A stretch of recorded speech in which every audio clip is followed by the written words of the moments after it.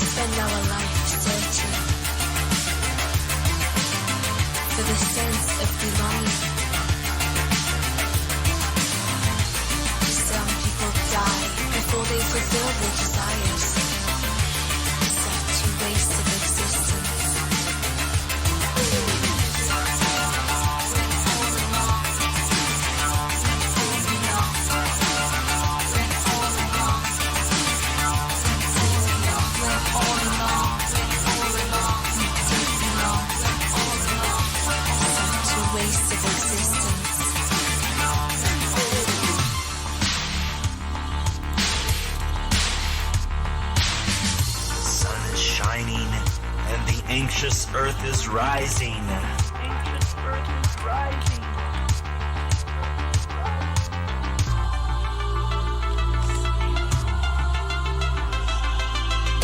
I'm so happy. We spend our life searching for this sense of belonging. Some people die before they fulfill their desires. Such a waste of existence.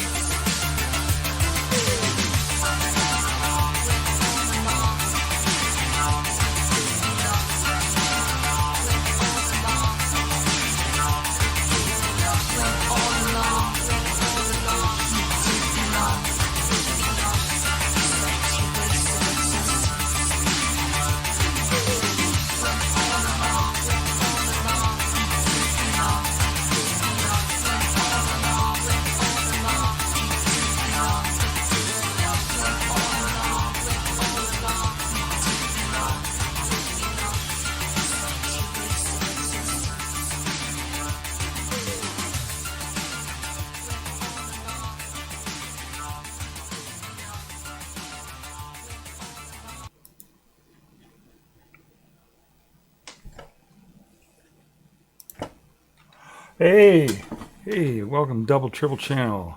This is Double Triple Channel. My name is Ron. I live in rural New Hampshire. I'm surrounded by forests and wild animals. And sometimes I stream about that stuff. I'm vegan. Sometimes I stream about that. I do movie reviews. A lot of different stuff. But today, I had something else planned. Something kind of tangentially related to this that I was going to do, but we'll get into that. So I want to talk about. I have UFOs. If you notice, if you look at my tags on my stream, I put UFOs in there. So we're going to talk about that too. Maybe, I don't know if we have time. I haven't eaten yet today. It's late. It's what is it? It's 3 o'clock UTC, which here on the East Coast is 11 o'clock. So it's PM here on the East Coast, and I haven't eaten yet today. So, but I wanted to stream, so I'm going to stream. I made some food, so when I'm done with my thing, I'll go eat as a reward for doing my stream. All right. So let's see. First off, we're going to start with the. I haven't done a conspiracy theory yet in a long time. I was going to do these. I had this idea for a theme for the stream where I mention a conspiracy theory, almost conspiracy theory, every once in a while on my stream, and then see what if that's. if people thought it was a conspiracy theory or not, or if it was true. I don't know. I don't know what I was going to do with it, but I thought it'd be funny to do that. But the one I have today is kind of serious. It's not so funny. But I'll say it anyway. What do I do, right? So I did a conspiracy theory before. I said, what was the one I did before? Yeah, I remember what I did before.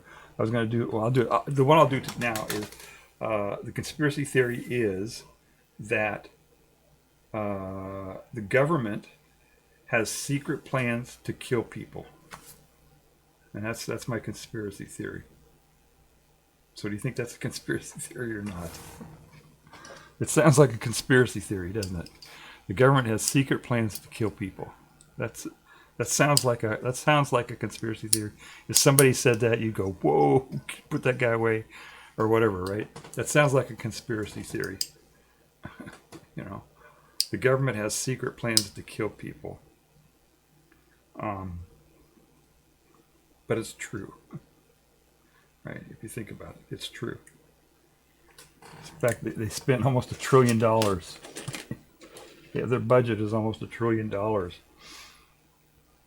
to implement that, to kill people. Right? That's what they do. So it's a real deal.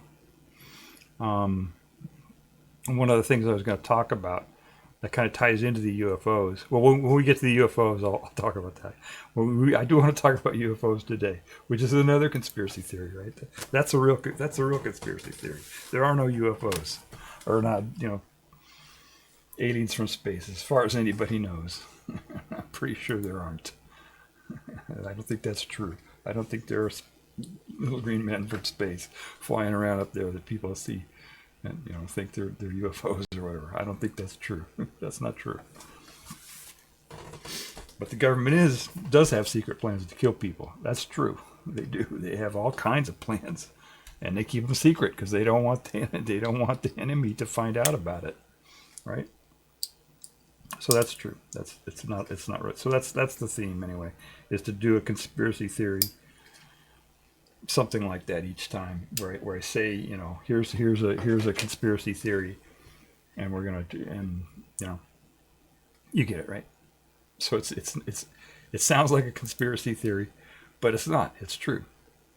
And so I'll do another one, another day. And I did one I can't remember when it was, a couple months ago, but I'll try to do them more regularly if I can come up with enough of them. I don't know. I think it shouldn't be that hard to come up with stuff like that. I think come up with things that sound like conspiracy theories, but when you think about them literally, they're true. So, all right. So I have a couple things here. I want to talk about AI, right? I was going to talk about AI, but I also wanted to do some math stuff. Yeah, I wanted to play around with math. I don't do math, I'm not a math person. I was good at math when I was a kid, in school, but I just my career path took a different route, and I didn't get into that. In fact, I even avoided a calculus class. There was one particular, I had a couple different things I could do, ways I could go in college, and one of those ways was to required that I had to take a calculus class. I ended up taking statistics, just basic stuff, But one of the routes I had to take calculus, and I signed up for the class. I got halfway through, and I said, I'm not into this right now. When I thought, when I was a kid, when I was in high school or whatever. Yeah, I was into that, but at that time, by that time I had, it was a few years later, and I was not into that, and so I didn't do that. I took another route.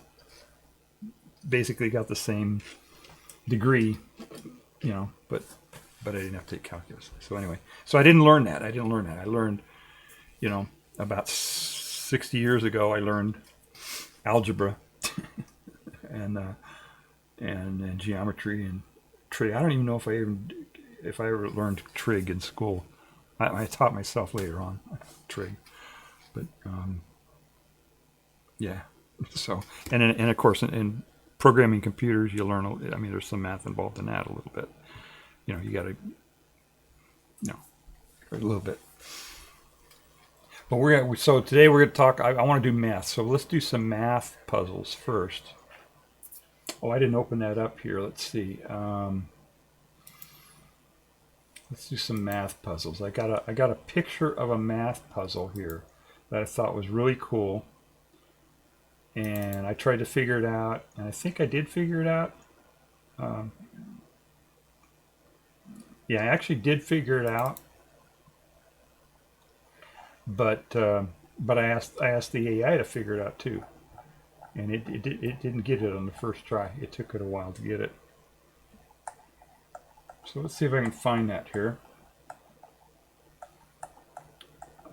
You know what? Maybe I didn't even save that. Shit. All right. I didn't save it here. Let me see if I can find it here. I'll bring up Mr. AI because I know I got it there, and we'll let's see. Browser window.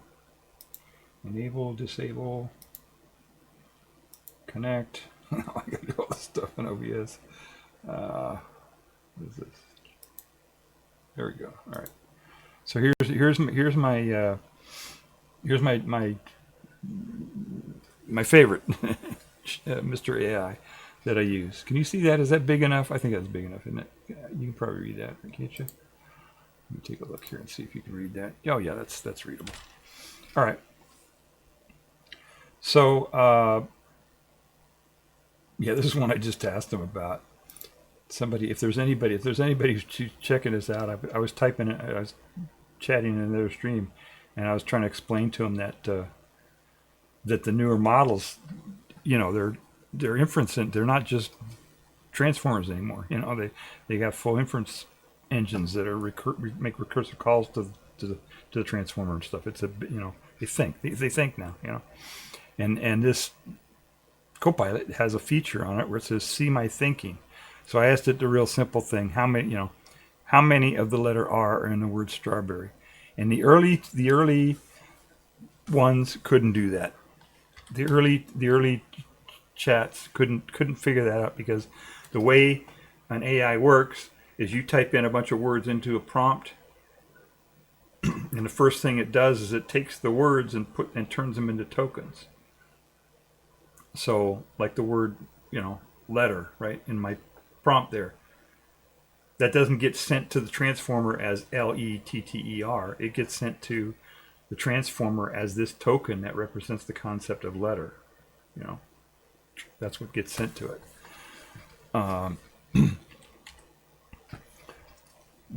But then they fixed it, right? They fixed it. And so the earlier ones couldn't do this, couldn't count letters in a word and stuff like that, because the word strawberry was just a token. All it got was just, here's a token. How is a token. Many, each of these words is a token that gets sent to the thing. But they figured it out. I don't know how they fixed it, but they figured out how to, when you ask a question like that, it will fetch the individual letters and count them, And so I asked it the real simple thing, and it says, yeah, there are 3 letters. It said there are 3 letters in the word strawberry, right? Of course.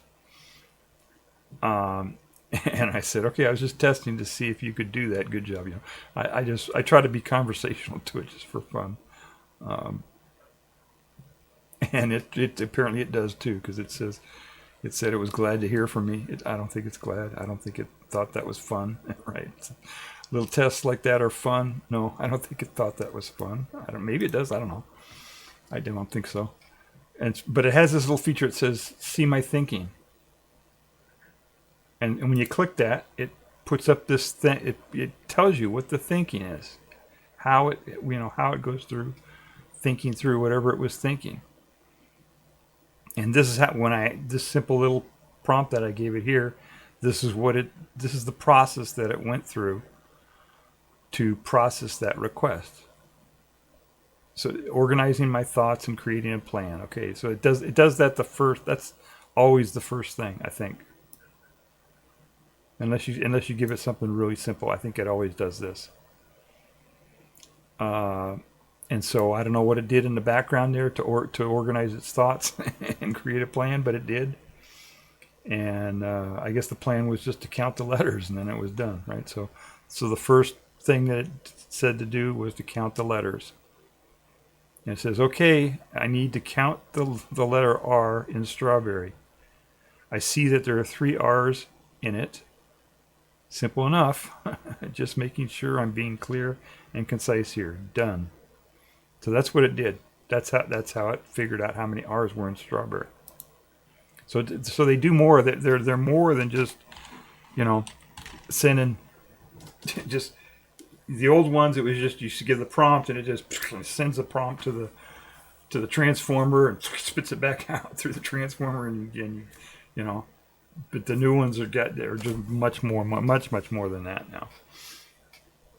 So, but there was something that I had asked it before, which we're going to talk about, which is the math thing. Here it is. All right, so I asked it to solve. Let's see if you can see that. Can you see that? All right. I gave it this image here, and I don't know if you can see it. Let me click it. Maybe it'll make it big here. There it is. You can see that, right? This was a math puzzle from what's the name? Math Queen or Queen Math Queen must be Math Queen on YouTube. I found this YouTuber that does baby food math explanations to people, and they had this thing out there, and the goal, all you're given is just this little graphic here, and you're supposed to figure out what the radius of that circle is. And I wasn't sure how to figure that out, and what I did is I gave it to ChatGPT to figure out. I gave it that, and all I did was upload that image. And the first thing I did was to make sure that it would understand what the image was, right, before I asked it any questions. So I said, describe the image. And it says, it shows us, and it got it wrong. It said that it's a circle, contains a right triangle whose 2 legs meet at a small square marking a right angle. So it got that. But that's not a triangle. That's not really a triangle there. It's an angle, but it's not. And then it says the triangle's legs are labeled 4 vertical and 8 horizontal. You got that much. You got the vertical and horizontal, right? I got that much. It figured that out. But it thought this was a triangle. The whole, as it was, which it isn't. The slanted side, the hypotenuse, is labeled R in red. So it got that completely wrong, right? That's not right at all. So it thought that this was a triangle. It looked at this and it saw this 4 line here. That's 4 units, right? And this is 8 units. And it thought that this red line was the hypotenuse. That's the one that goes across, right? The hypotenuse of the triangle is, right? So it didn't see it right, and it actually tried to figure out something here. What did it do? Oh, it tried to figure out what the hypotenuse would be, and it figured it out. And I don't know if that's that would be the hypotenuse if there was a line running across there. That would be the hypotenuse, but it's not the radius, because it thought this line for the radius was the hypotenuse of an imaginary triangle here on this. You can't, let me turn on my hang on just a second. I'm going to do something here, change the properties of this so you can see my little cursor here. Did that fix it? There you go. You can see my cursor now, right? Yeah, okay. So the way the way it messed up is it didn't see this properly. It saw this 4 line here, 4 units, and saw the 8 unit line here. But for some reason, it thought this radius, this R radius line, was the hypotenuse. The hypotenuse is the line that would run from up here across and form that 4 and 8 into a triangle. You know what I'm saying? There is no line there, but it imagined there was a line there, and it thought that line was the R, the radius. So it kind of screwed up when it saw it. So it did calculate that hypotenuse right, I assume. I don't know. It looks right to me. It uses the Pythagorean theorem, right? This 4 squared plus 8 squared, right? You understand how that works, right? You remember that from high school? If you got a right angle triangle, the hypotenuse, the long one here, is this side squared times this side squared, and then take the square root of that, and then you know what the hypotenuse is. So it did that, and it got an answer, and that looks right. I don't know. But that's not the radius. And it said, oh, okay, so the radius equals this. And then it went off. It said if the hypotenuse actually lies along the circle's diameter, so then it went way wacko there. It went way off. So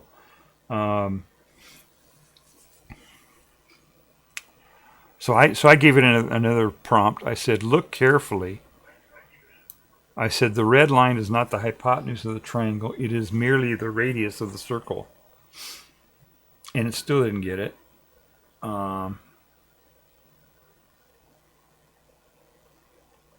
Let's see. Yeah, so it still didn't get it. And I said, you're right about that theorem, but however, in this diagram, the triangle is not completely inscribed in the circle to its parameter. Look again. And I think what I finally did here, it kept screwing up. Okay. So then what I finally did is I described it completely. Rather than I just said exactly what it is, right? I said the red line runs from the center of the circle to the edge of the circle. The hypotenuse of the right triangle formed with side 4 and 8 is merely a chord of the circle. So I explained what it, and then let's see, half a chord. Let's see, did it get it this time? There, it got it. Okay, so it got it finally. I think that's the right answer. Oh no, it never did. Okay, so it didn't. No, it didn't get it. It kept going and going and going. No.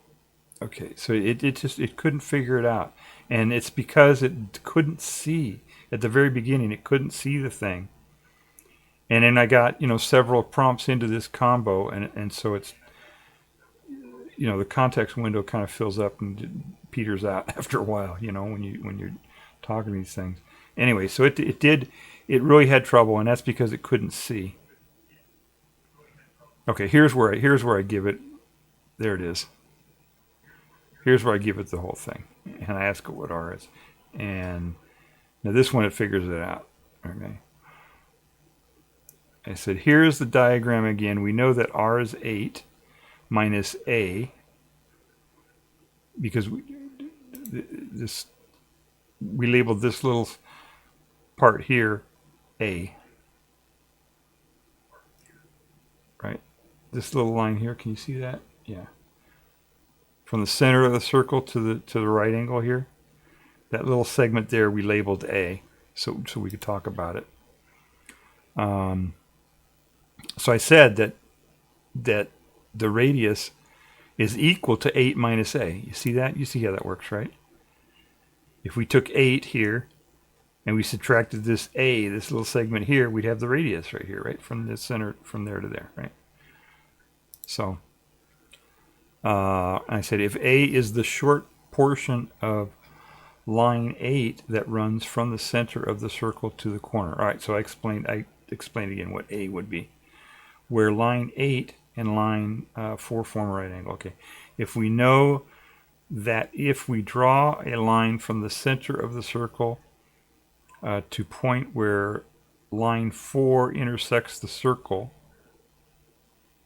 then the line we draw is the hypotenuse of a smaller triangle, which is equal to R. Now what is R? So it did figure it out. Does that make sense? I don't know. It's hard for us to get. Humans are visual, right? You see it, but if you try to describe something like that thing in words, so that the AI can understand it, it gets pretty hairy after pretty quickly. But I said if you draw a line from the center of the circle to a point where line 4 intersects the circle, then the line we draw is the hypotenuse of a smaller triangle, which is equal to R. Okay, so you see, we don't know what A is, but we know that A plus the radius equals 8. We know that. We know this is 4. And we know that if we drew a line from the center of the circle up here to the corner where 4 meets the circle, that would be a hypotenuse that would be equal to the radius. So I explained that all to it, right? Let me see if I got any chatters here. Okay. So I explained all that to it. And and then it figured it out because I gave it in excruciating detail here in words what the thing is, right? And plus I pointed it to a possible way to solve it with an imaginary thing there. So anyway, now it figured it out. It got it all figured. It got it all done. Right there it is. 8. See, 8 minus A is the radius, and it says 8 minus 3 is 5. So it's figured out what A was by using the radius and backwards Pythagorean theorem and all that. Anyway, it figured it out. So it was able to. It was once I gave it once I explained to it in detail what the thing was, because it wasn't able to see it visually. And then I told it in great detail what the thing was, and I gave it a little bit of a hint there, saying that the hypotenuse of this little triangle would be the radius. Then it figured it out, and so it got the answer radius equal 5, which is the correct answer. And I said, "You're so smart." All right, so it's very conversational. But anyway, I thought that was kind of cool.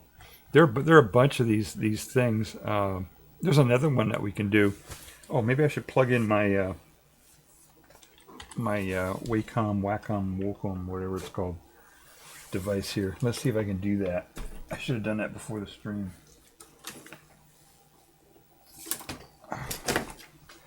Let's see here. Can you see that? Oh, it's okay. It says tablet detected on my thing here, so maybe it detected it already. Let me see if I can run a program here.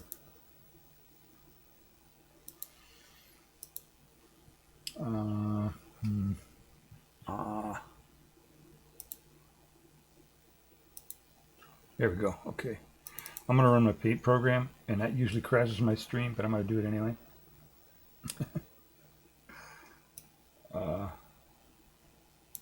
There we go. All right, paint window.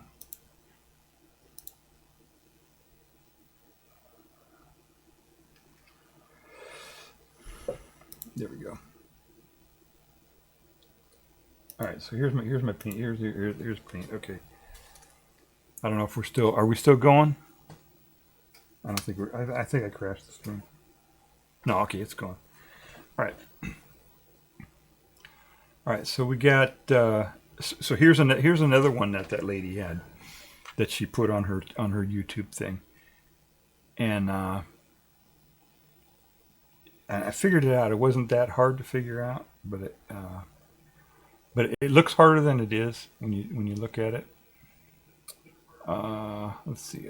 I guess I can grab one of those. Okay. So you got A. That working? A, B, C, D. Then you got times 4. And that's supposed to equal D, C, B, A. And that's all. That's the only clue you're given. Oh, the other thing is that A cannot be 0. That's another constraint on this thing. But that's it. That's all they give you. And A is a variable that has a digit in it. And B and C and D are all variables that have digits in them. So that the goal is to try to figure out what A, B, C, and D are, using logic and algebra and stuff like that. So I thought that was kind of a cool little puzzle. And so we can do that. If you want, we can step through it and figure it out.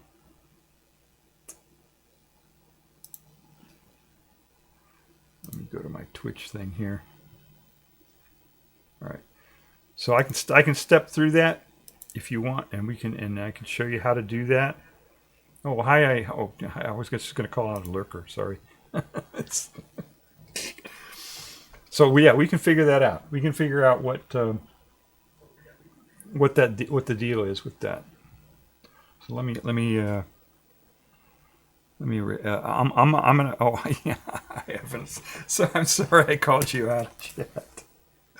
I got screwed up. All right, that's okay. You go ahead and continue lurking if you want. I have to kind of switch this to another screen, and so I can't watch chat and do that at the same time.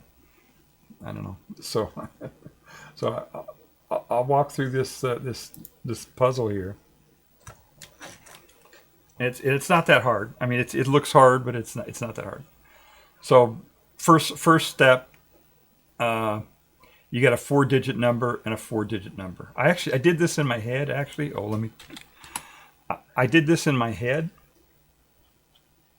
Actually, when I was I looked at the they had it in a in the thumbnail of the thing, and I said, "Oh, look at that!" And so I did it in my head. But then I wasn't sure. My first answer was, "Oh, they're all 0." No, that's not. But then when I went back and looked at the video later on, I mean, I figured it out the other way too. But I went back to the video, and she said, "No, you can't. No, you can't. At least A can't be 0. You can't write. You don't write numbers that way. You're not. That's one of the constraints. Okay, A can't be 0. So that's all right. So that's out. So they can't all be 0, which would work just fine. All right. So what can A be? I mean, what are the possibilities for A? It's times 4, and you got a 4-digit number here. And if you take a 4-digit number times 4, it's got to make another 4-digit number. So that means if you had, like, say A was a 5,000 and something, 4 times that would be a 5-digit number. So that ain't going to work. And it turns out you figure it out. Okay, if it's 0, that you can't be 0 because they say it can't be 0. Could be 1. That's a possibility, right? So possibilities here for A. Could be 1, right? Could be 2. 2 times 4 is 8. So that would make this 8 plus whatever we're carrying. But could it be 3? Could it be 3? 3 times 4 is 12. So that'd be 5 digits, right? If we put a 12 here. This is 12 here. That ain't going to work, right? It'd be 5 digits. So we got 2 possibilities for A. A can be 1 or A can be 2. It can't be 3, it can't be 4, it can't be any other numbers. It can't be 0 because she said it can't be 0. So the only 2 choices are 1 and 2. So which is it? Is it 1 or is it 2? All right, so let me all right, let me I just want to check something out here real quick here. All right.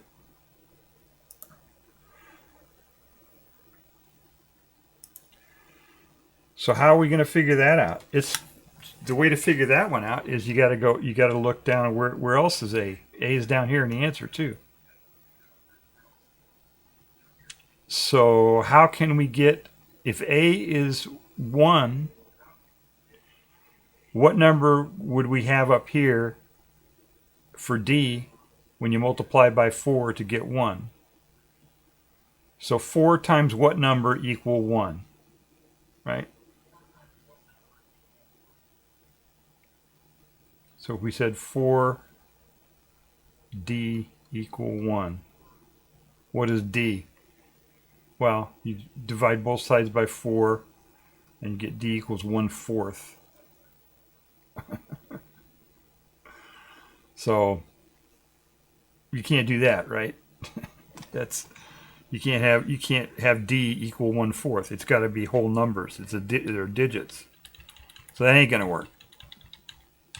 In fact, any number, any integer times 4, positive integer times 4, any integer is going to be even, right?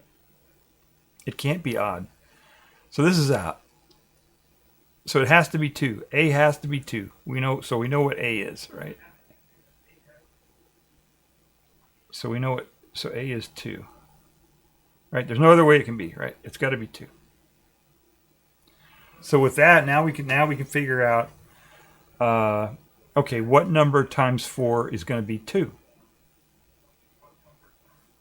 And there are several possibilities, right? Let me just put the 4 times tables on here because some people might not be able to use or are used to using calculators. So let me I'll put the 4 times tables up here. So 4 times 1 is 4. 8, 12, 16, 20, 24, 28, 32, 36, and that's it, right? So this is 1, 2, 3, 4, 5, 6, 7, 8, 9. All right. So which of these gives you a 2 down here? Well, there are 2 of them, right? Either 3 or 8. Those are 2 that can give you a 2-digit down there. If it's a 3. If it's a 3, it's going to give you a 12, and you'd carry a 1 up here. If it's 32, then it's going to be a 3 up here, right? So it could be 3 or 2. We don't know yet, right? We don't know what that is. So we can figure it out with one of them just to see what happens, right? Let's figure it out with 32, right? So if D was 8, if this was an 8 here. 8 times 4 is 32, carry the 3. Then we got to figure out what C is. And that would make, the other thing is that it would make this over here 8, right? So D is 8 here, D is 8 here. So we got to multiply 4 times some number and carry a 3 to get B.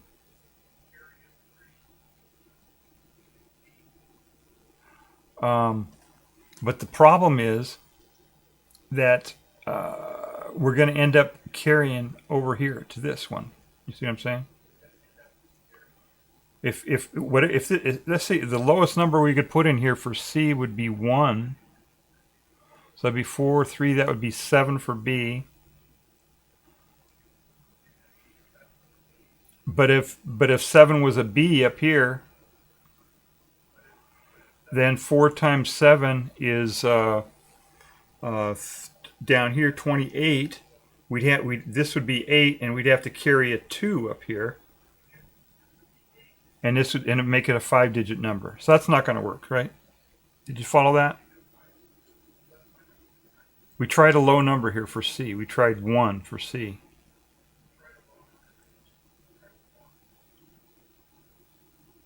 And we ended up carrying over here and then multiplying it, and it ended up being a 5-digit number. So that was too much. So let's try going back to make it 12 and see what that would be. Or 3 rather. So if we made this 3 instead of 8,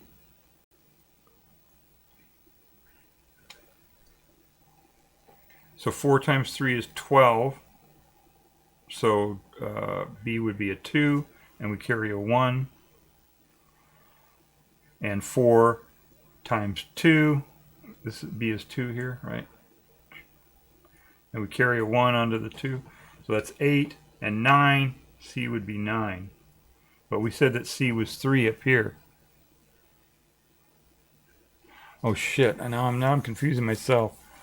I figured this out. Now I'm confusing myself. Hang on just a second. Oh, also I didn't put didn't erase my thing here. All right, let me undo this again. All right.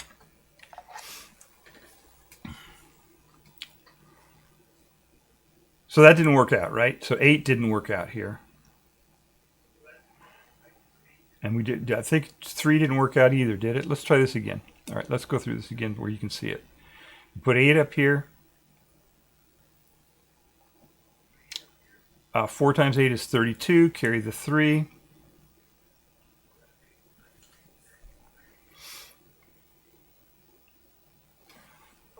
Then we have to figure out a number for C. And if we said C was 1, then 4 times 1 is 4, plus 3 is 7, and we'd have a 7 down here. That would make this a 7. 4 times 7 is 28. So that would be, that would make C an 8, and you'd have to carry a 2, which would make this a 5-digit number. So that's not going to work because of this 7 that we ended up carrying when we went through that whole thing. So that didn't work, right? So we didn't do all that. But if we say D is a 3, let's figure out all the possibilities here from 8. There's a math way to do this too, which I didn't use, but so let's say that's 32. This we carry a 3 up here. So what number could this be then? If we tried 2 here, that would be 8 plus 3 is 11. Carry the 1. B would be 1 then. Then we carry a 1. 4 times 1 is 4, plus that is 5. So that didn't work, right? Because we said 5. We said C was a 2. See what I'm saying? So that won't work either.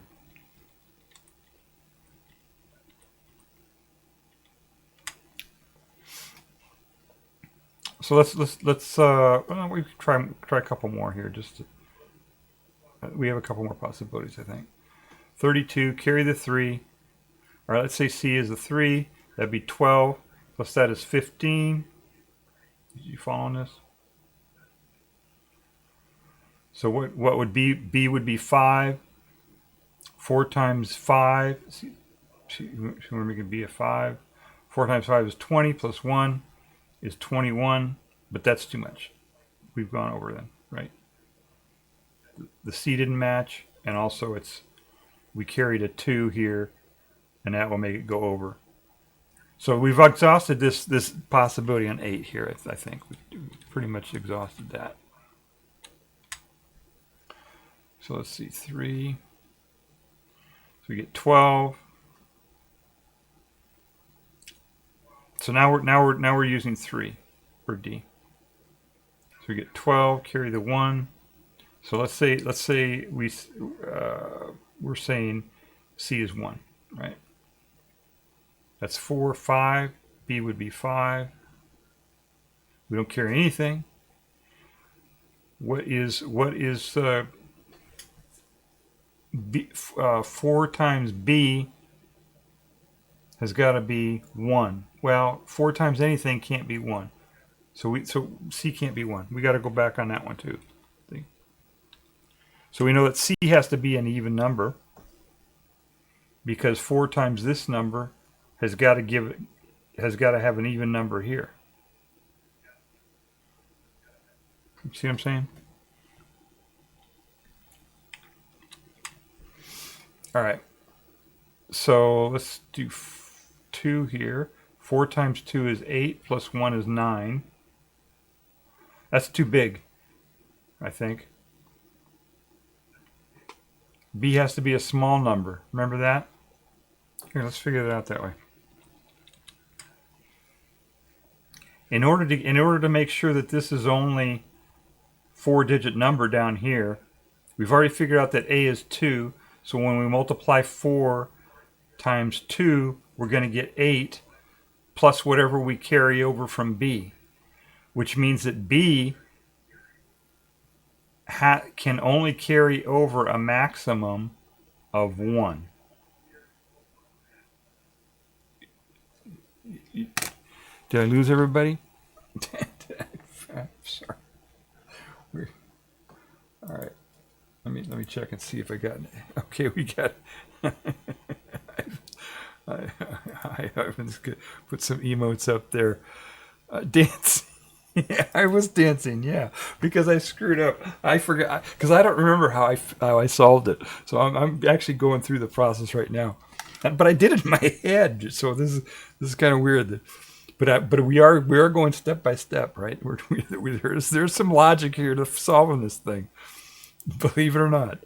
All right, so I'm all right, let's go back. Let's go back to it. There it is. Okay. All right. So we figured that out, right? The B has got to be a small number. B has got to be a small number. It's got to be small enough that when you multiply it by 4, the max it can carry is 1. Because when you multiply the 4 by 2, you're going to get 8, and the most you can add to 8 is 1. Otherwise, it'll make this a 5-digit number. There we go. So we got a constraint on B here. It's got to be small. All right. So B can't be any more than 4, right? Otherwise, it would carry more than 1, right? If B was 5, it would carry 2. And if it got up to 8, it would carry 3. So B has to be 1, 2, 3, or 4. So that's right. That's a constraint. B has to be between 1 and 4. We also know that we need to end up with an even number, right? D has to be even. In fact, D has to be either 3 or 8. It has to have 2, right? Because we figured out A was 2. So D is constrained to 3 and 8.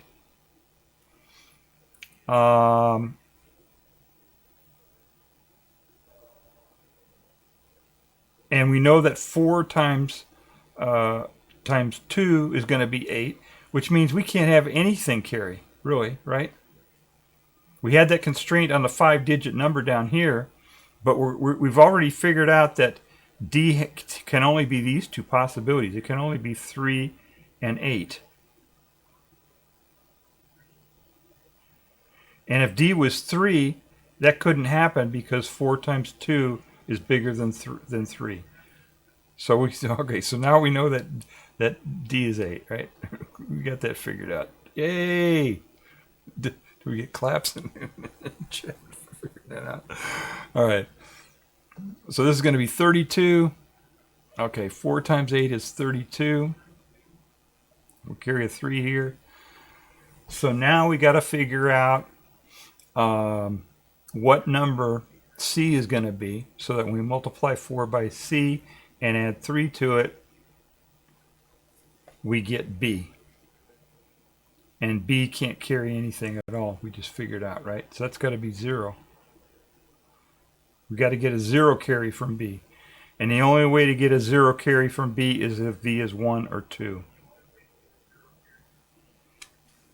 So B can be either 1 or it can be a 2. All right. So 4 times what number here? What number C is going to be? Is going to get us a B that's either a 1 or a 2. Well, that's impossible, isn't it? Because we got 38 up here. Oh, shit. Now I'm in trouble. I can't believe this. Oh, my God. I figured that. Trust me, I figured this out in my head. I don't know why I can't do it right now. I should have went through this before the beginning of the stream. I will figure this out. I will figure it out. Oh my God.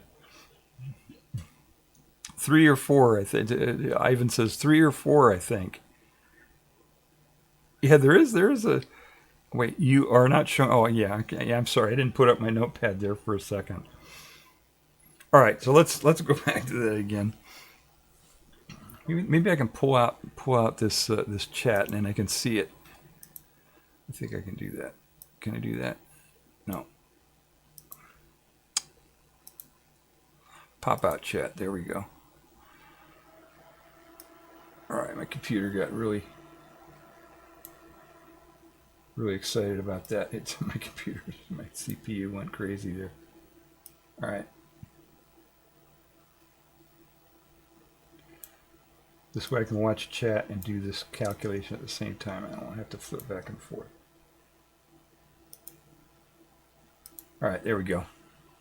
All right, so let me refresh here now. All right, we have the constraints. We're pretty sure about A, right? A has got to be 2. Pretty sure about that.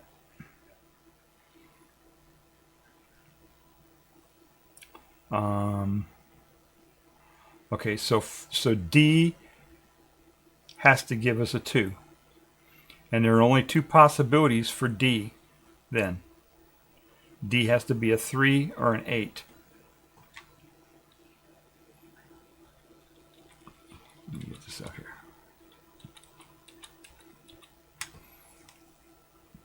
So D has to be either 3 or 8. I'm pretty sure of that. Right? Those are the only 2 possibilities that can get us a 2 for A.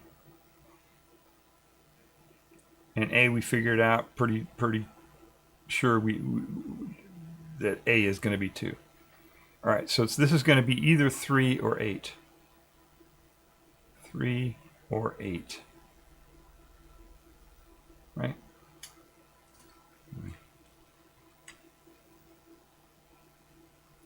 3 or 8.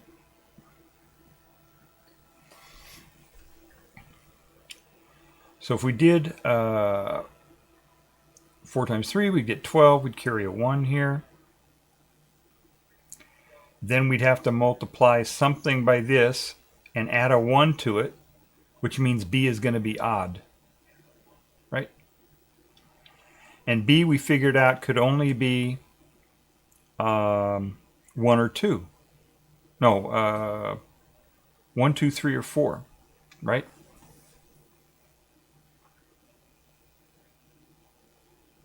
No, that wouldn't work out either, because if D is 8, then B would have to be a number less than 10. Otherwise, it would carry over here, and D would end up being 9. So we're trying to get D8 over here, which means we can't have B carrying anything if D is 8. All right, we're back on track here now. All right, so D is 8. 4 times 8 is 32. And then this would have to be 0. If D is 3, then 4 times 3 is 12, and we carry 1. Except that, oh no, D has to be 8. Jesus, what am I doing here? Has to be 8 or 9. Okay, we got it figured out here. I got it figured out now. All right, you see that? Okay, I got it now. I can explain this now. All right, we know that A's got to be 2, right? We figured that out for sure. D can only be 3 or 8 because those are the only 2 for D that would give us a 2 down here for A, which we know has to be it. D can't be 3. If D was 3, then 4 times 2 would be too big. So D has to be 8. Ding, ding, ding, ding, ding. All right. Okay. All right. So there's some logic you can't argue with, right? All right. Yeah, D equals 8. Yes. All right. So we got that much. All right. In fact, let's scratch it out. We're so confident about this. We're going to scratch it out and put it up here. D is 8 now. All right. So 4 times 8 is 32. Carry a 3 here. This is going to be a carry a 3 here, no matter what. All right. If we carry a 3 there, now all we have to do is figure out B and C. B has to be small. B has to be so small that it doesn't carry anything, because we already figured out that D is 8 down here, right?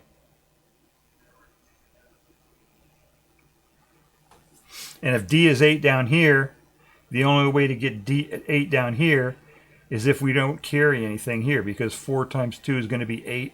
There cannot be a carry here. So there cannot be a carry from B, which means 0. And the only 2 things for B that is going to give you, that will give you a 0 carry, is 1 and 2. See that?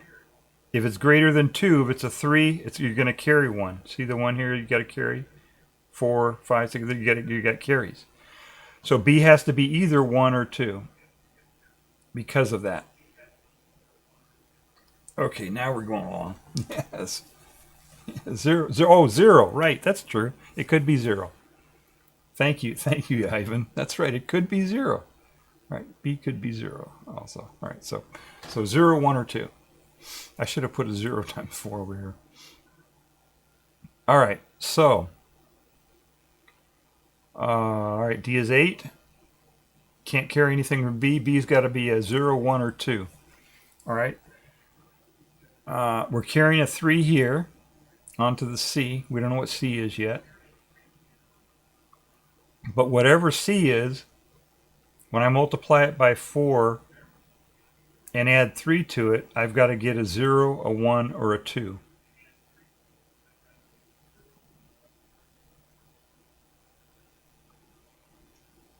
All right, so what we can do is take these digits here and subtract 3 from them.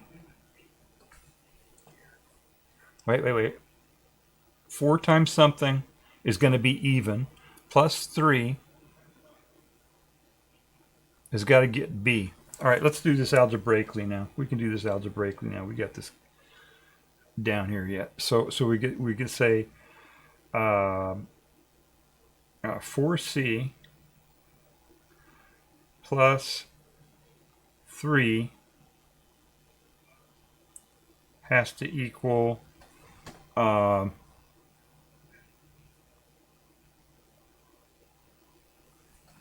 B. Well, no, wait. We can't do this algebraically, can we?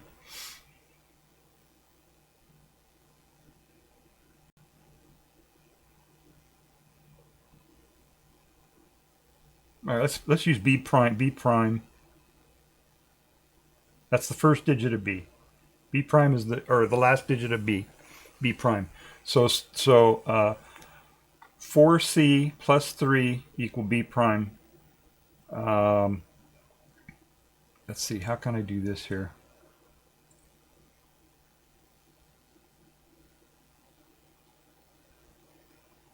So if I divide both sides by, or I subtract 3,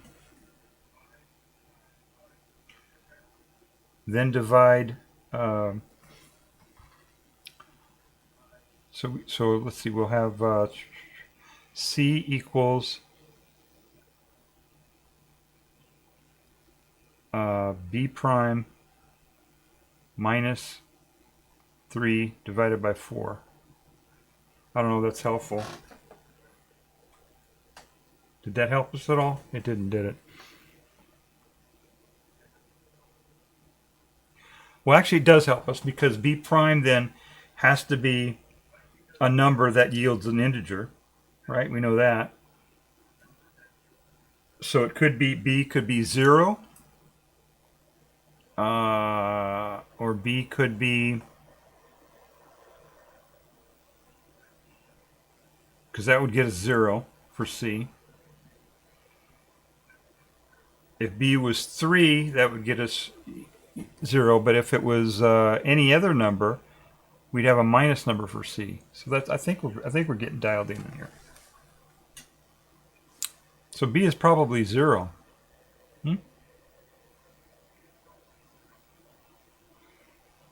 Which means that C times 4 plus 3 is going to get us 0. Let's assume that this is 0 for a second. So the only way to get 0 here is to multiply 4 times C plus 3.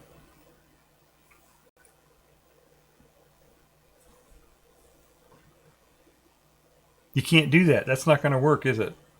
Maddie. Oh, hi, Maddie. Welcome in. 4. Which 4?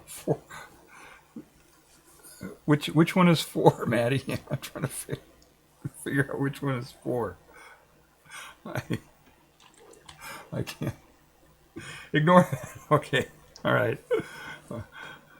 I was trying to figure this out. All right.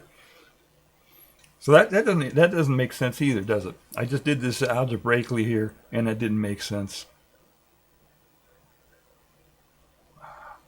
Oh, because I'm using this. This is just the digit. This isn't actually B. That's the second digit for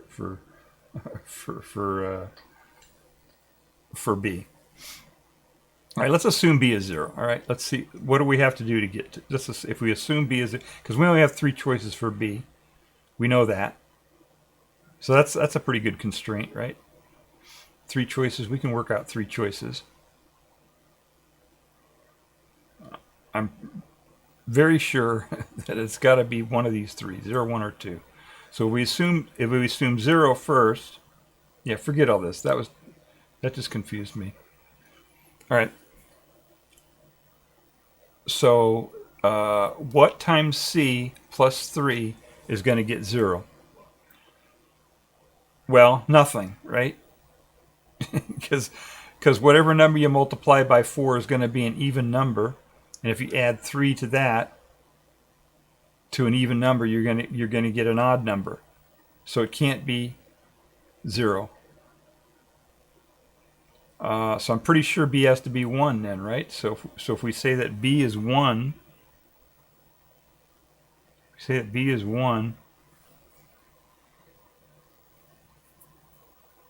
then what number? Then C needs to be what number plus 3 to get 1? That one we can figure out. If we subtract 3 from these numbers over here, well, 4, right? If C, whatever answer we get has to have a 4 in it. B equals C plus 3. Well, it's not. Welcome in, Bobo Binks. Yes, it's the yes, that's right. B has to equal C times 4. No, the last digit of B, right? The last digit of B has to equal that. Has to equal C plus 3. You know what I'm saying? What it was, C, the last digit of of C times 4 plus 3 has to equal B, right? Because that's down here, right?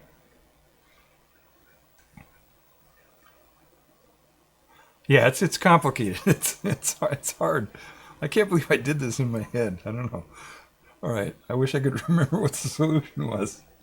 Let's see. Ivan Neo says 1 equals 4C plus 3 modulo 10. Right, exactly. Yes, it's the leftover. that's the way to do it. Yes, if we were writing a program to do this, that's how we would do it. We'd use the modulo. All right. So, but we can figure this out, right? We can just do it. So whatever 4 times some number plus 3 has got to equal 1, right? So the only way to do that, to get a 1 in that last digit, is if our answer of 4 times C minus 3 was a 1, right? So we come over here, and the way to get that is if the 4 times C gave us some number that ended in a 4, right? No, that ain't right either. Shit. 8, all right? 4 times C has to be something that ends in an 8. So it's going to be 4C equals something 8. Because when we add 3 and 8, we get the 1 down here. Okay, now it's making sense. So there are only two numbers that it can be then. It's either 8 or 28, which means it's going to be a 2. C is either 2 or 7. All right, so C can only be 2 or 7.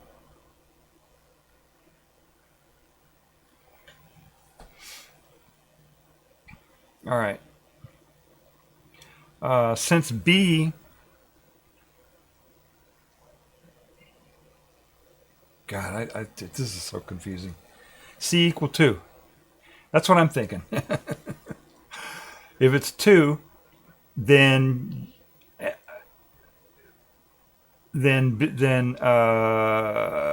get 11. You carry 1. If B is 1, then 4 times. Oh, see, that still doesn't work because you don't end up with.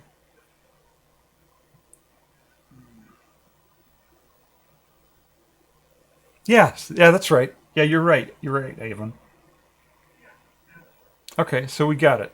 So if C is equal to 2, 4 times 2 is 8, plus 3 is 11. That makes our B is 11. We carry 1.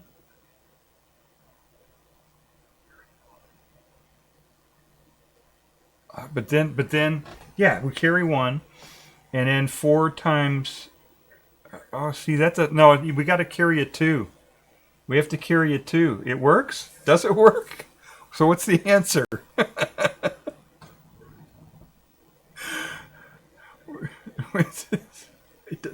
Does it work out? It works. Okay, all right. It doesn't. Oh, okay, yeah. All right.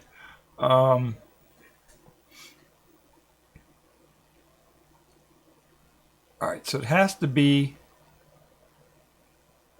7, right? Let's try 7. Let's try C equals 7. That gives us 28. So we would carry 28 plus 3 is 31. B equals 1. Then we carry a 3 up here.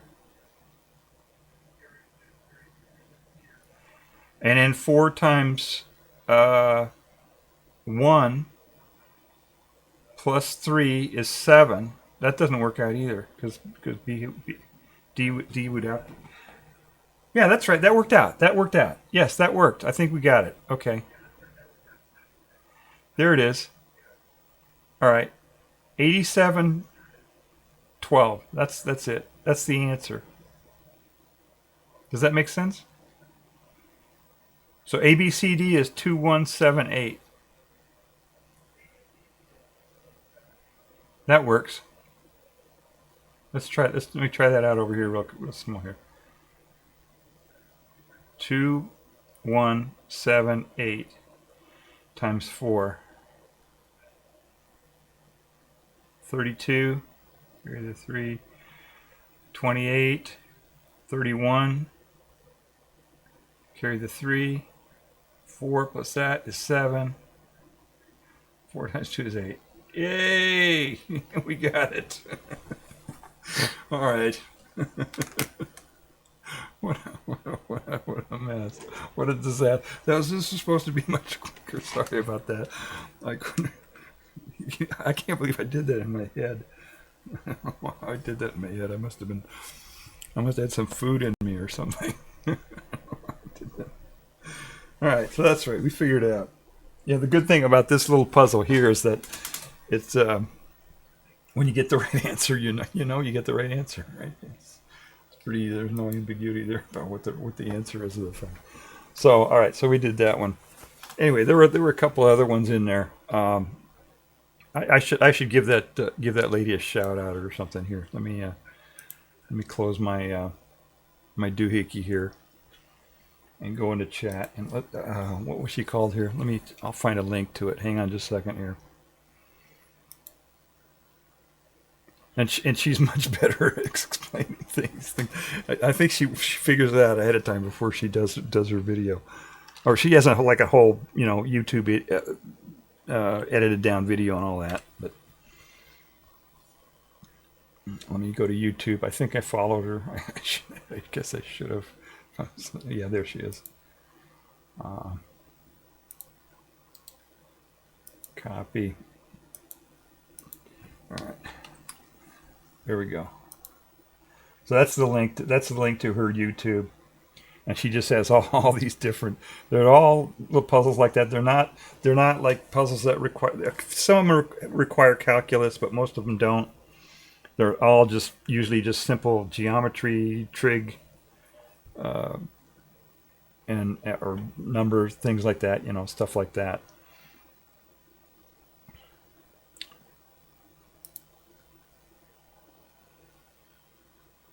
But like here, I'll put this up here. I'll just show you her thing here.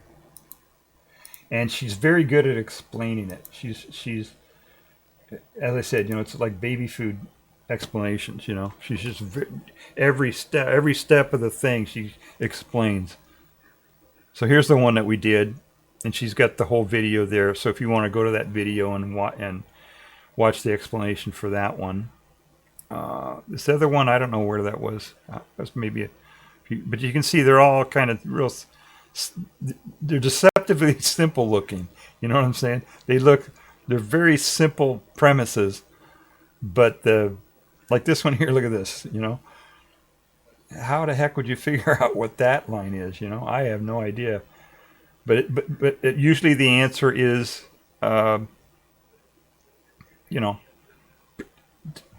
something that doesn't require, advanced math or anything. You know what I'm saying? It's usually something pretty quick, pretty easy. Here's one: A plus BC equal 2024. AB plus C equal 2023.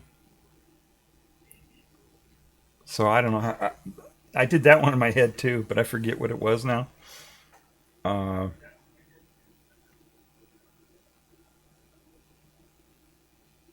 Yeah, I forget. I can't do it right now. You can do that one in your head though. I know that one you can do in your head. Anyway, so it's a recommended YouTube channel. All right, I gave my my conspiracy theory earlier, which was that the I'm doing a theme now. Every once in a while, I'm going to throw out a conspiracy theory that sounds like a conspiracy theory, but it's not. Okay, so today the conspiracy theory is that the government has secret plans to kill people. Okay, so that sounds, it's kind of a sad thing because it's true. The government does have secret plans to kill people. We spend almost $1 trillion a year for that purpose. You know what I'm saying? So it's a. So I'll come up with. I had another one. Let me see if I can find that here. Because I don't remember what my other one was.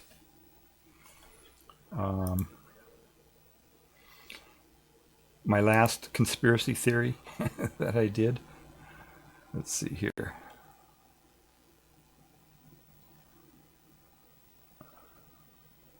Oh, here it is. Yes. Okay, this one.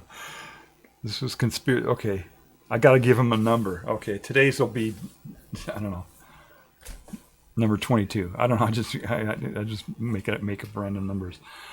Conspiracy theory number 67 was that. Here, I'll put this up so you can see it.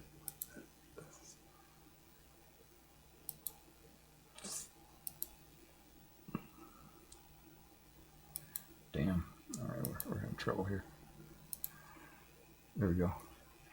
These are my videos on YouTube, and this is the one. This one right here in the center here. Conspiracy theory number 67. NASA's Mercury program never landed any astronauts on Mercury. That's the conspiracy. They faked it. Okay, so anyway, I don't know if this is going to work or not, but this is something I wanted to try to do conspiracy theories every once in a while. So last time I did it was 3 months ago. Okay, it's been 3 months that I did that. Yeah, so NASA's Mercury program never landed any astronauts on Mercury. It was all faked. So I got another one coming. I'll do maybe a week from now. I'll do another one. But I'll try to think up some more conspiracy theories like that. I had 3 or 4 of them that I'd written down, but I'll try to think of some more along those lines. So. One of I also want to talk about UFOs today. They released something a week ago or whatever to try to distract people from something bad and about UFOs, right? They released a thing, and I found out where the UFOs are at. Here, I'll show you where they're at here. All right, there we go. Here's one. The Lockheed Martin Cormorant. Cormorant. It's a bird. Anyway, look at that thing. This is some plane that they had. This is just a concept, I guess. I guess they never actually built this thing. But this is like advanced aircraft that they're trying to come up with. And Lockheed came up with this one. They have this other thing, the D-21. This is an actual thing that they made. That looks like a UFO, doesn't it? Look at that thing.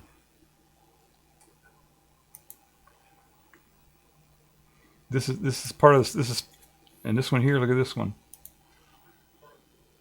You've probably seen those before, right? Those Delta wings or whatever they call them. But they look like UFOs. Some of these newer planes they're coming up with. This one's kind of weird looking. It looks more like a plane, at least. This is a drone tanker filler or whatever. You know, when the jets fly and they fly long distance, longer than what their fuel tanks will go, they have these refueling planes. Well, this is a drone, one of those things. It's a drone plane that refuels the jets while they're flying. And literally the whole thing is just a tank, just about, you know. There's electronics in there somewhere, maybe in the wing somewhere or something, but it's basically the whole thing is just a tank of fuel, and it flies as a drone all on its own, autonomously, and it refuels jets that fly to it. So that's kind of weird. Oh, this one here is this is a plane. Look at that thing. The front end of it is so long. And what they're doing with this one, the X-59, is they're trying to make a plane that doesn't make a big loud sonic boom. Let me look at chat here. Boba Bink says good games. Yeah, that was fun doing that puzzle. Boba Bink says they're pretty public about their military use. Yeah, they do. Some stuff they don't put out there, but other, you know, as soon as they test fly it, right, then it's out there, right? Because they got all these guys who hang out at the you know, Area 51 or, you know, somewhere in Palmdale somewhere, where they do all these test flights, and they're always hanging around with cameras. So as soon as they take it out to do a test flight, it's gonna be, you know, out on the internet somewhere. So anyway, this one here, the SX-59, the whole purpose of this thing is to try to build a plane that doesn't make a real loud sonic boom. And this one, they got to where they could go, you know, break the sound barrier, but the boom that it makes isn't really a boom at all. They say it's as loud as a car door slamming. Now, I don't know how close to the car door you are, but I don't know. If there was a car door up at 30,000 feet, it wouldn't make much noise, I don't think. All right, Ivan. We'll see you later. Ivan's taken off. Sandman. All right, we'll catch you later, Ivan. Thanks for stopping by. Oh, everybody give Ivan a follow. He's really cool. He does. I'll do official shout outs at the end of the stream here, but yeah, everybody give Ivan a follow, because he does a lot of this science type stuff. He does philosophy and science stuff. He's got a background in quantum mechanics and quantum field theory, I think it was. So he's a good one to follow.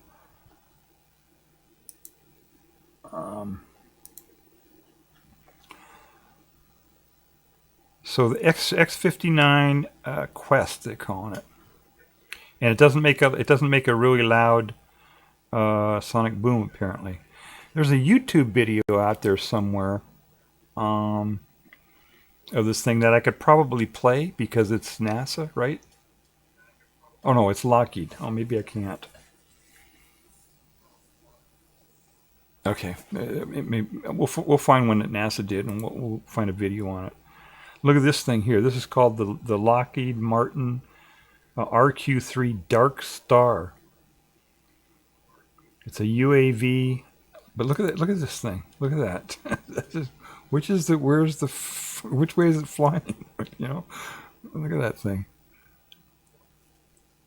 So if you saw that, you'd think that was a UFO, right? I mean, I could imagine people thinking that's a UFO. Oh, here we go. There we go. U.S. Air. It still looks like U.S. Air Force. Looks like a flying saucer. The front of it looks like a flying saucer anyway.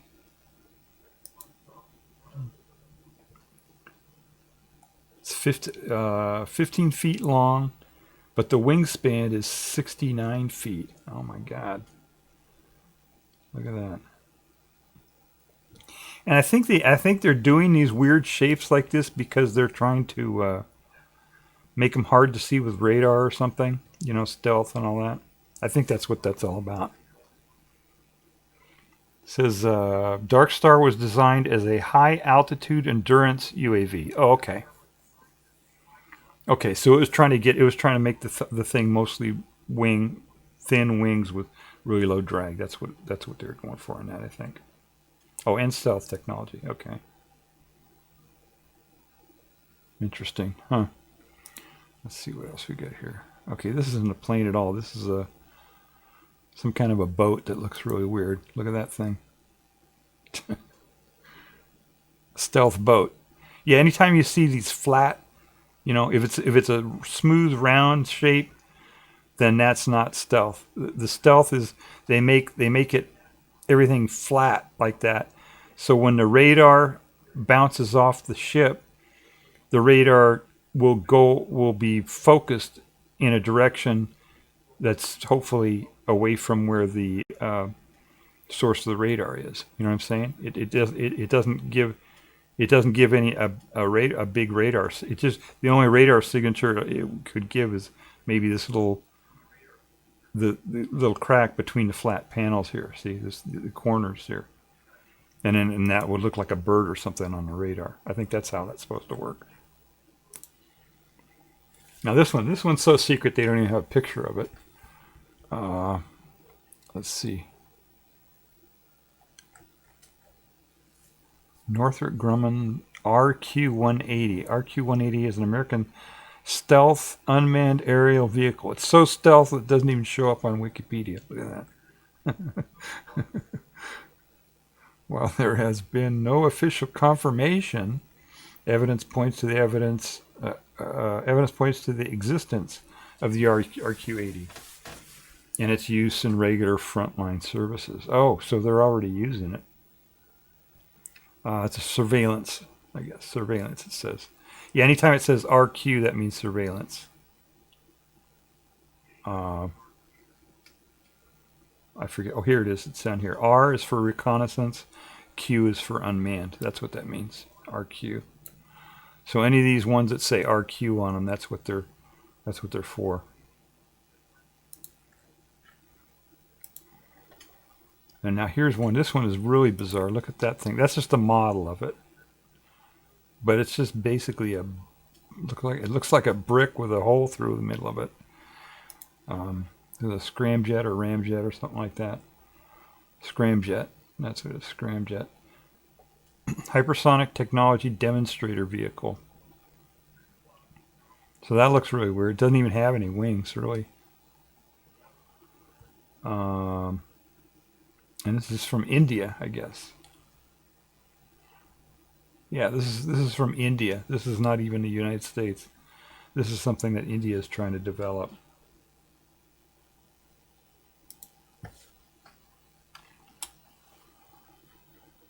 So that's kind of weird. Let's see what else. Oh, look at this one. Hypersonic Technology Vehicle 2.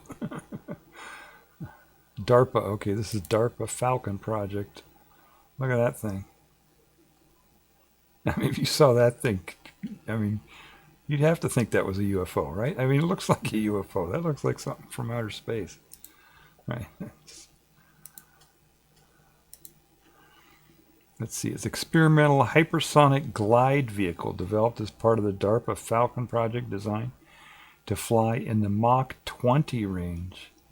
Oh my goodness. It is a test bed for technologies to provide the United States with the capability to reach any target in the world within 1 hour. Wow. Wow, that's amazing. Because of even a space vehicle, or yeah, like a low Earth orbit spacecraft, satellite or something, takes 90 minutes to go around the Earth.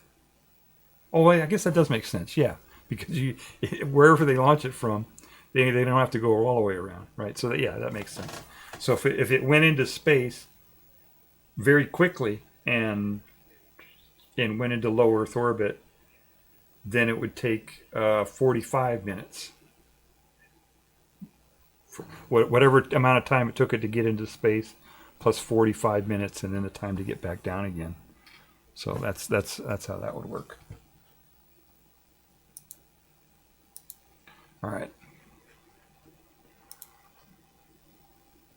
NASA X-43. Okay, that's just a hypersonic aircraft. Okay, this is a really. It looks like a real plane. So if you saw that, you'd think it was a plane, I guess. That one looks kind of spacey. Oh, look at that! Wow.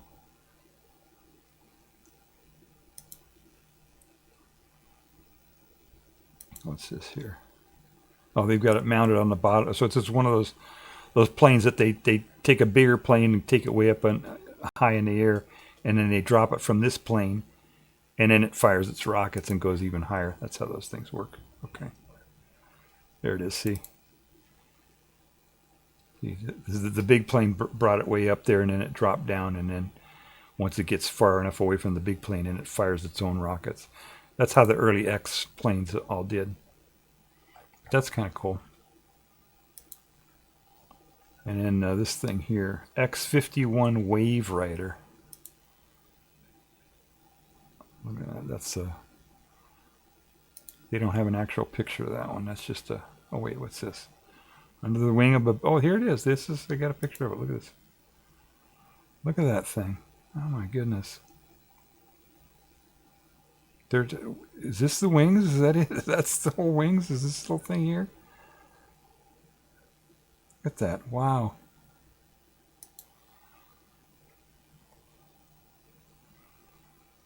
Huh. So there it is. That doesn't look so much like a UFO or anything. It looks like a rocket or something. But anyway, so there we go. I found the UFOs. So everybody can stop worrying about that. We found out where the UFOs went. They back in the when was it, in the 50s, I think it was, when they first started doing some experiments and stuff, secret stuff with some of these spacecraft and things like that, or high speed, like the X planes and stuff like that. They would sometimes they would use the UFO thing as a cover, if they were going to go out and fly around or something like that in an experimental aircraft. They would start this buzz about, oh, there's UFOs, and it would just be kind of like a cover, to kind of confuse anybody who was trying to, if there's an enemy who saw it or heard about it or whatever. It's just a way to like a cover story to kind of, cover up what they were doing, or whatever. I don't know. So this thing, AI. We're talking about AI. That's the title on my stream here, is AI. It says, I hate AI because it produces low quality slop and because it does my job better than I can. That's usually that's what I hear from people. It's all the people who are complaining about AI, and they're complaining because they're scared, right? They're afraid that the AI is going to take their jobs, because it is. The AI is going to take their jobs, and it's whenever we get new technology and stuff like that, whoever gets replaced are always dissing the new technology. They're always saying bad things about the new technology. When cars came around, everybody complained about them. Oh, they make a lot of noise. They do this and that, and they didn't like the cars. And the ones who did the most complaining were the ones who made the buggy whips, or the ones who cleaned up the poop or whatever, They were complaining about the cars because they were going to put them out of a job, And each time that happens, each time there's a new technology, a new thing that comes out, or like the airplane, right? That was, airplanes will never fly, blah, blah, blah, blah, and the people who ran the trains or whatever, right? They didn't want airplanes to come around because then they thought people wouldn't ride trains anymore, or whatever it is, So, but this time the AI is the scope is so broad, it's going to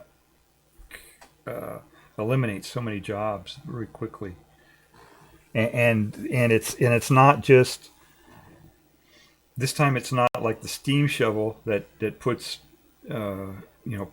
manual labor out of a job. It's knowledge workers. It's smart people. It's people who spent a good chunk of their life going through school to get a degree or an advanced degree or whatever.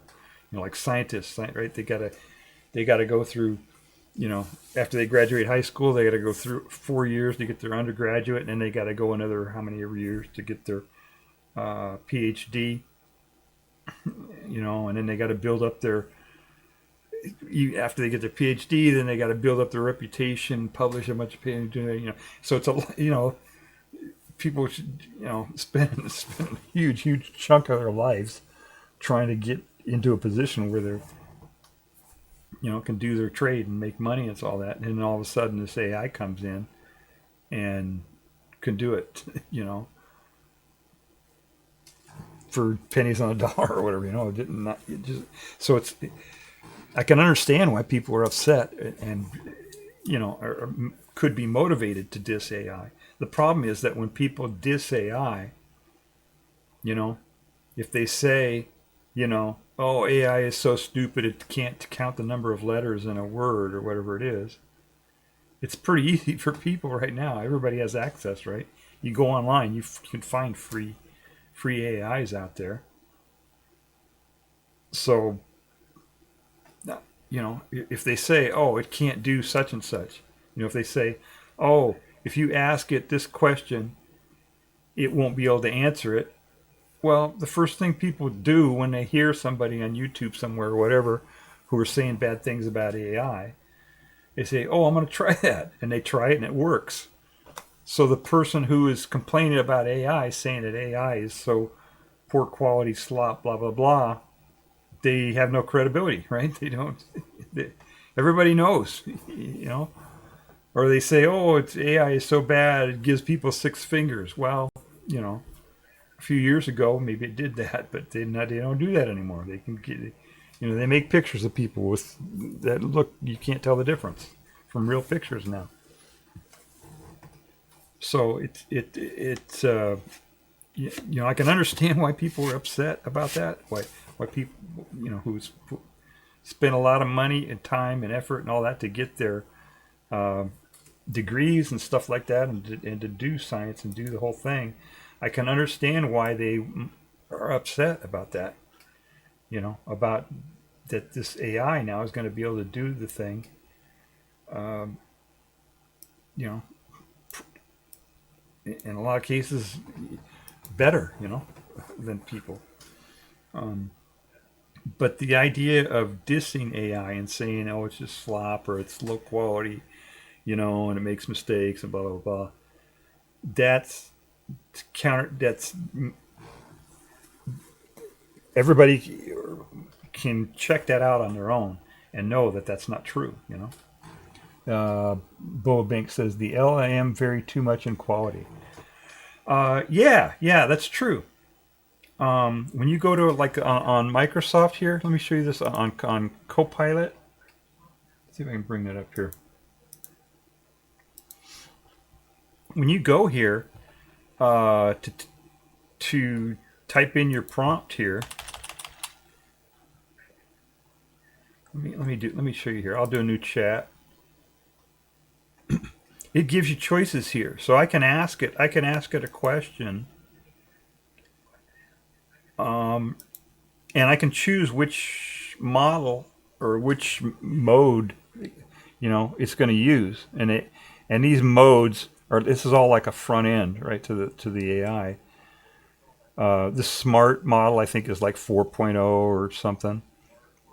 GDP. This is Microsoft. Microsoft Copilot is Microsoft. Microsoft has a deal with OpenAI, where Microsoft provides OpenAI with a whole bunch of compute capability and a bunch of stuff. Anyway, they had a deal, and part of the deal apparently is that Microsoft can use ChatGPT models for their Copilot, and so they do that. And Smart maybe is just, I don't know which models they all are. Maybe this is even You know what I can do? I can ask it. All right. What do we got? Smart, deep thinker, study and learn and search. Let me see. Which model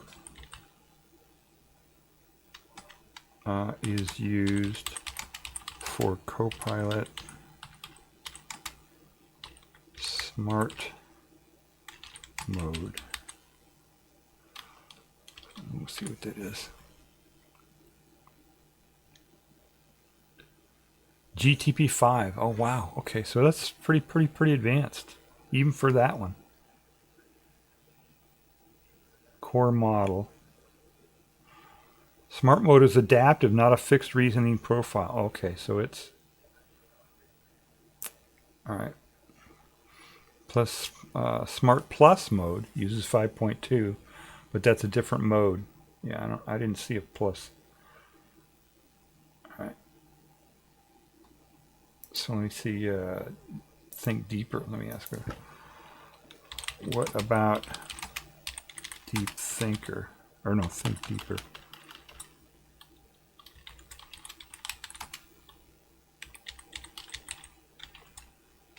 Mode. Let's see what it says about that. Deep reasoning model, OpenAI O1 class, not GTP5. It's built for slow, deliberate, multi-step reasoning rather than fast generation. Okay. That's the core fact. Now let me give you the structured high signal version you prefer. So it knows I've asked it hundreds of questions, so it's figured out what my how I think or whatever, the type of answers I like. So it already figured out that it needs to change its answer to give me this type of answer. So it's amazing what they can do. Think deeper mode is powered by a reasoning optimized model, the same family as OpenAI's O1. Sometimes referred to O1 Mini. Okay. Preview, okay. Spend more compute per token. Perform explicit chain of thought reasoning internally. Solve multi-step logic, math, debugging, and architecture problems. Trade speed for accuracy and depth. All right. In contrast, smart mode uses a GTP 5 point whatever. All right. So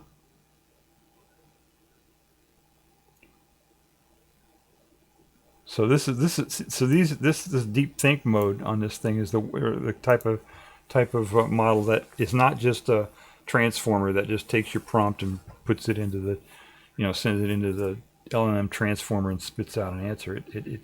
It goes through. It has a multi-step or an iterative inference engine that it uses.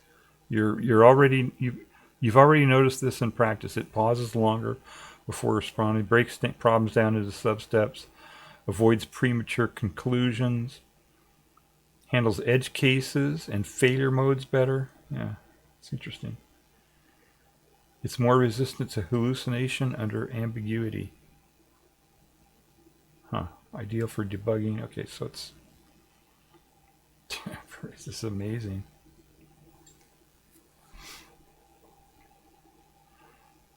So I was going to ask if there was something that I wanted to do to challenge it. I've been trying to get it to do. Bubble Blink says Claude is one of the security issues.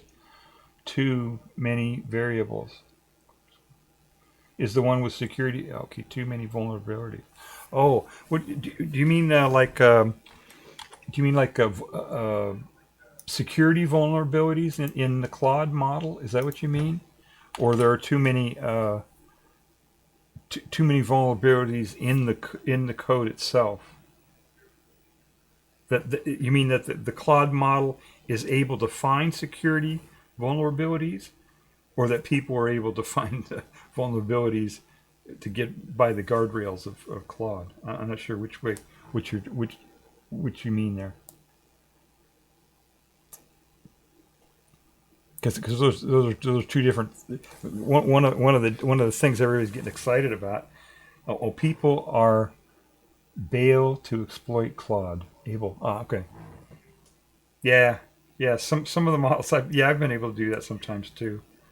You can if you craft the prompt in a certain way, it will you can get it to do things. Yeah, that's one of the things they're all excited about because these higher models, they can find vulnerability. You can take a security expert, somebody, software guy, a whole team of software guys to go through the code with a fine-tooth comb and figure out all any way they can to try to exploit some piece of code that's facing the internet where people can get to it or whatever. And they'll say, okay, we've gone through it. We can't find any vulnerabilities of this. It's rock solid. Blah blah blah. And then you give it to the AI and say, AI, find a vulnerability in it, and it gets right through it and it figures out a vulnerability in it. So that's kind of a double-edged sword because it's the bad guys can use the AI to crack into systems, but the good guys, the white hats, can ask the AI to find the vulnerabilities first, right, before the bad guys do. But it's like takes that whole security struggle or whatever, to a whole nother level, and it's beyond the capability of what humans can do now. You know what I mean? It used to be that smart programmers would go through the code and try to figure out the exploits, step by step, taking a lot of time and all that. But now it's the AIs that are doing it. The AI, the bad guy AIs are trying to find the vulnerabilities, and the good guy AIs are trying to find the vulnerabilities first, or they just take the code and give it to the AI and say, go through this code and find the vulnerabilities. Without, because the bad guys don't have the code sometimes, and so they can do that, or they can just have the AI write the code from the very beginning, right? You can have the AI say, tell the AI, rewrite this program so it doesn't have vulnerabilities or whatever. So yeah, it's a big deal. That's assuming they're good guys. Yes, yeah, you think like me. Yeah, I'm yeah. My philosophy is that if your cynical dial isn't turned up to 11 right now, you're not paying attention. So yeah, I don't know. There might be some good guys out there. I don't know. It's maybe it's relative now. I don't know. Yeah, there was something I wanted to see if I could get the AI to do a trivia thing. Oh, here was another one that I thought was interesting. Here, I'll bring this one up. This is kind of cool. This is this was a where was this? Oh, this was on eRoom's stream. eRoom put this puzzle up. And I said, oh, that would be cool to try out on AI. So I snatched it off the screen, and he snatched it off the screen, off of Wheel of Fortune. But this was the only cue, and Irun was able to get it. He was able to figure it out with no letters at all, just with that. And I said, oh, that would be a good thing to give to AI. So I gave that to AI. And I said, hi, can you solve this Wheel of Fortune board? And it said St. John's. And that's wrong, right? It figured out that there was an apostrophe in there, but it didn't get, it couldn't see it properly, See, it says, what the board shows 4 revealed letters, which is not right at all, followed by an apostrophe. So that's not right at all. Okay. Oh, and I said, hint, it has something to do with Sweden or Denmark, which is, that was another thing. That was another clue that we had when he reviewed this thing, is he said it had to do with Sweden or that before that, he showed that Sweden ends in den, and Denmark begins with den. See this den here. Sweden, Denmark. So that was kind of an interesting thing. So it turns out that the second word here is den. So I said it has something to do with Sweden or Denmark, but then I realized after I gave that clue that the AIs are not set up for seeing that in words. Each one of these words, when I gave it this prompt, each one of those words are sent to the AI as a token. So when AI sees the word Sweden, it doesn't see SWEDEN. It sees a token for the concept of Sweden. You know what I mean? So that wasn't a very good clue to give it. And it knew it right. And it says no, I need more. It says I need a better clue than that. And it says which letters. So it knew, it figured out by this point that it wasn't seeing the thing properly, and it asked me to show it this way with text. And so I did it. I said there are no letters revealed. Unfortunately, I said it's this space this. So I gave it the spaces this way instead, so it didn't have to try to figure out what this looked like. You know what I'm saying? It didn't just take an image and try to figure out where the spaces were. I told it where the spaces were in text. And it made some guesses, and it was trying to connect it to the places, Sweden or Denmark. So that was really confusing for it. And so I gave another hint. I said, okay, it's not literally Sweden or Denmark, but a common syllable between them. And it still couldn't get it. It still couldn't figure out, because it doesn't know what syllables are. It doesn't know. It just sees these as tokens. So that wasn't a good clue. Hans Den. Why? Hans is a common Danish or Swedish name. Hans Den fits the pattern. So it fit the pattern, and it figured out den finally. Because I gave it another clue here. I told it it looks like this, and it figured that out. It said, okay, den, Hans Den. And then finally I said, I'm sorry, it has nothing to do with Sweden or Denmark, literally. But it is a place, but not a geographical or specific place. And then it got it. Lion's Den. That's the solution. So it did figure it out. But it's just kind of interesting going through the whole thing, The more you use the AI, the more you understand how it thinks and how, you can figure out how to write prompts that are better. I still haven't learned, apparently, but I figured it, congratulations, blah, blah, blah. Okay. So they're getting so much smarter now, They're really getting really good. Erom, hey, Room. Yeah, we're talking about were your ears burning? We were talking about you. Yeah. St. John's, not even close. No, it didn't do it at all. It was really struggling with that. And there was another one. The image stuff it has trouble with. It still can't recognize stuff like that. Earlier we did this one here. Did I show? Yeah. Let's see. Yeah, earlier we did this one here,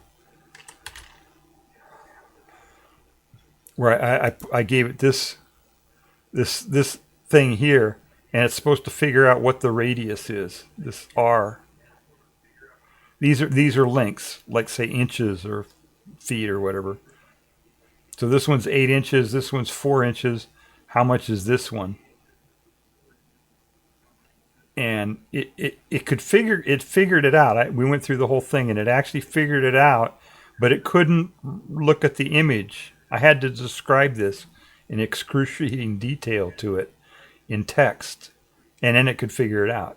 But just looking at the image like that, it couldn't figure it out. So it's that's kind of weird. You see, there's oh, this one was really cool. This one's amazing. All right, so there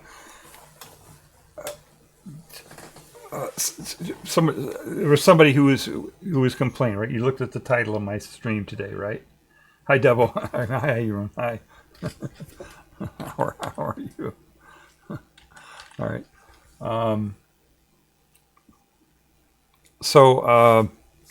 Yeah, I can shut that off. That's actually probably better. One title of my stream, right, is a quote, right? Just a silly quote, which kind of exposes the logic of people who are AI haters that don't like AI, and one of the things that they all like to say is, "Oh, you can't even give it two numbers and have it add them up properly," or blah blah blah. And then the old ones like Chat 2.1 or whatever couldn't do it, right? It didn't know how to add numbers up. But what I did, so I said, okay, let's see what it can do. I gave it a 16-digit number times an 8-digit number. So I said, hi, can you please tell me the product of this huge 16-digit number times this 8-digit number? And it thought a long time. It was thinking there for a really, really long time trying to do this. And I think I only used the smart mode here. I don't think I even used the super duper mode for this. But it sat there and it thought for a long time. And it gave me the answer. It said the product is this huge 24-digit number here. And it said that's the exact result of multiplying blah, blah, blah by blah, blah, blah. And interestingly, it put commas in this one, but it didn't put commas in that one. That's kind of interesting. And then this particular AI always says, do you want fries with that? And when it gives an answer, it says, if you want, I can break it into scientific notation, check it with different composition, blah, blah, blah. It always gives suggestions for more work that it can do, which is kind of weird. And so I said, I was shocked that because I took this number here and these two numbers, I put them into a spreadsheet and dialed it up to the maximum number of digits, and it didn't have enough digits. It couldn't go to this precision. It could only go to 20 digits, and the answer here was 24 digits. But I checked it, and it was that this answer here is correct. Up, for 20 digits, it's correct. Up to whatever here, or to here. At least that much of it is correct, and I assume the whole thing is correct. Which is amazing because your calculator sure doesn't go up to that. My spreadsheet only goes up to 20 digits. So I said, how the heck could it figure that out? So I asked it. I said, how did you determine that the product was exactly that result? And it explained to me. I said use this structured, explicit long multiplication, broke it into chunks. So it explained exactly what it did to get that answer. It says, here's a clean, transparent version of the computation. No magic, no shortcuts. Just disciplined arithmetic. And it went through the whole thing, and it said, break it up. And it broke it into two parts. It said this right here is, it takes this number here and breaks it into two different numbers. You see what it's doing? It's taking 78,000 or 78 million, and it's taking this other part here and saying that's a separate number. So it's taking this as a number, then this is a number. It broke it up. And then when it does that, it can drop all these zeros off of this 78, right? And then it can use this one, which is only 6 digits, which it can compute. Urim says, I could solve the big numbers with a pen and a long piece of paper. Yeah, you could do it. It would probably take a few months to calculate that. And it did it. It multiplied it out, right? Times 10. It just took those zeros and made that 10 to the 6th. So it figured out that much. Then it said, this really blew me away. It said, you can compute 78 as 80 minus 2. Right? How did it figure that out? I don't know, I do that sometimes when I'm doing math, I'll try to round up to a 10 number and then do the math and then subtract. But how did it know to do that,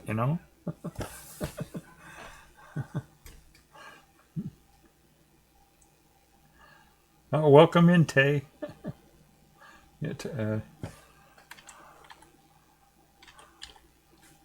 new chatter, Tay Zero. I hope I'm pronouncing that correctly. Tay Zero says, I was blown away when I first tested LLM. Oh yeah, I was shocked the first time I typed something in, and it answered me with words. I was just, whoa, that's because I've been in computers most of my life.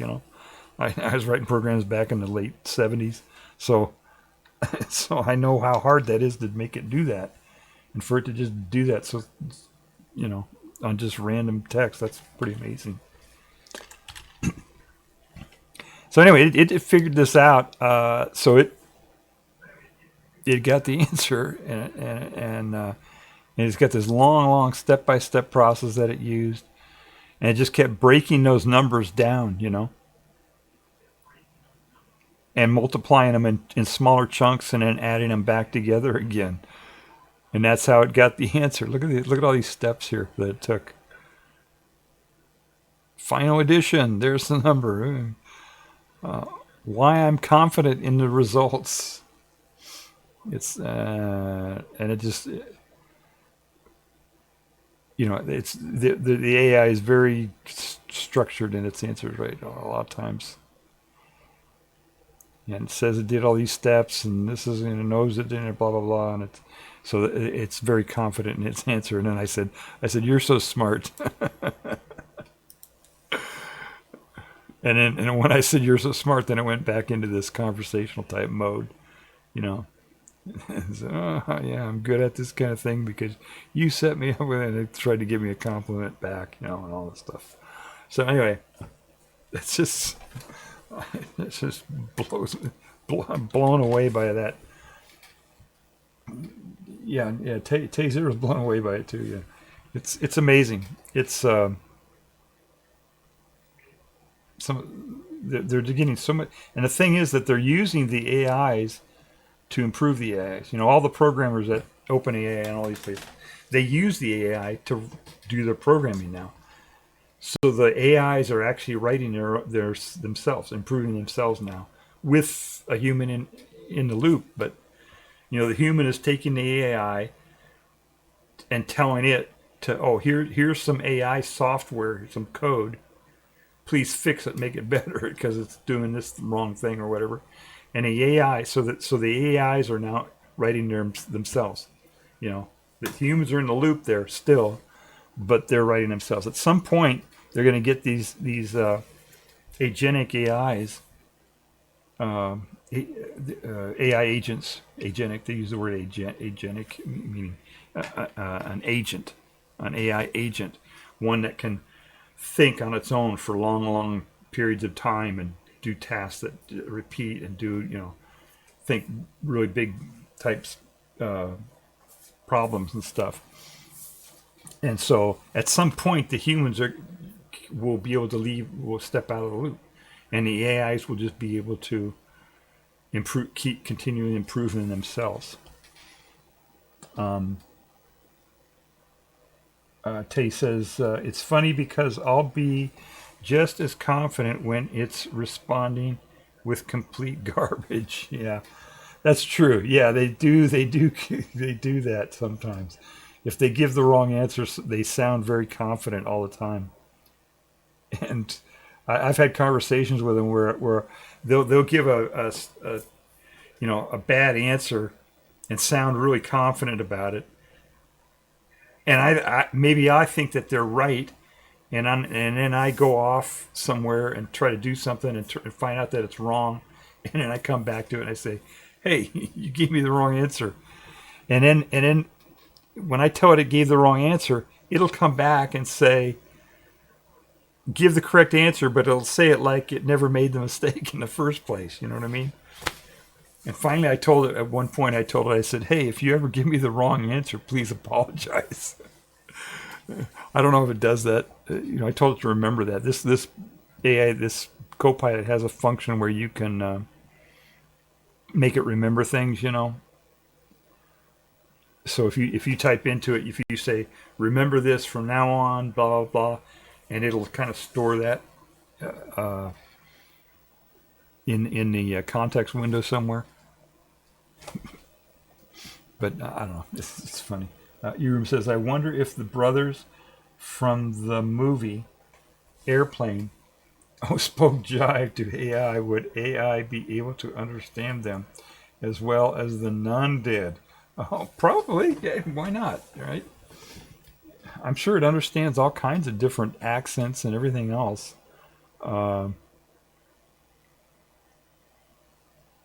Yeah, because if it has read novels and things like that with dialogue in it, a lot of time our authors will write dialogue, and try to spell words in certain ways to make them sound like they have accents, different various accents.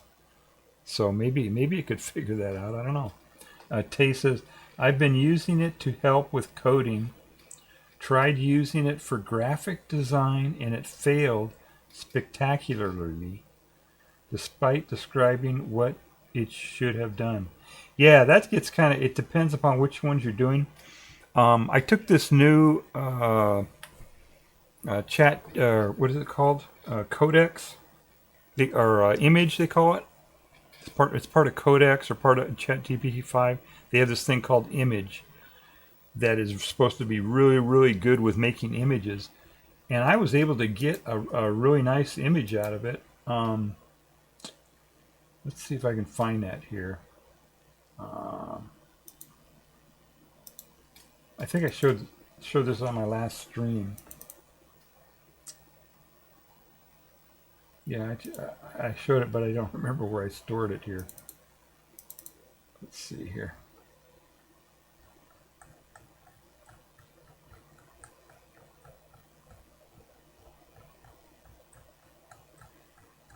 Yeah, I don't know where it went.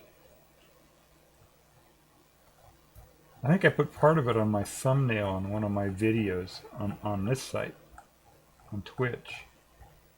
Yeah, I don't see it in here. I did a comic book,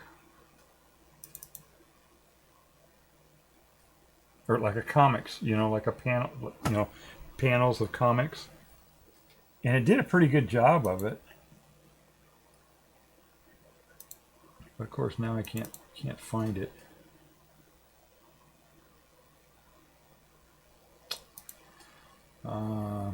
All right, I'll be download maybe. Yeah, that's where it is. Yeah, here it is. All right, let me open this up here.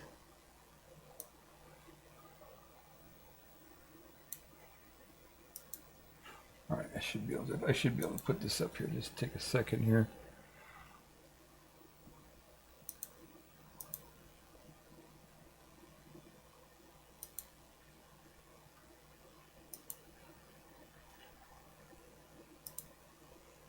There we go. See that? No, almost, huh? See, it did this comic for me. Maybe if I zoom out, maybe that'll work.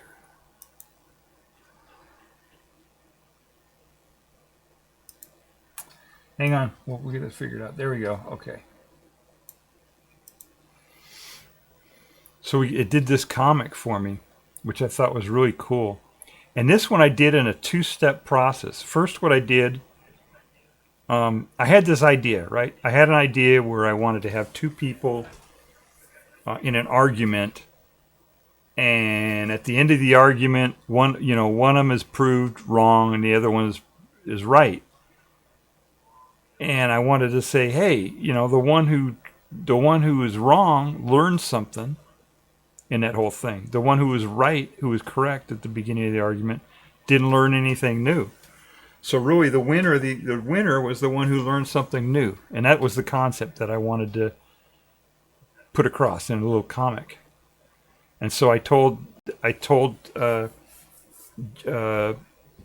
First, I went to Copilot, and I said, "Here's my idea. Please write a script." And it wrote this really cerebral thing that was, really hard to understand and esoteric, and so I gave it a couple more prompts, and I said, okay, do it at a high school level, and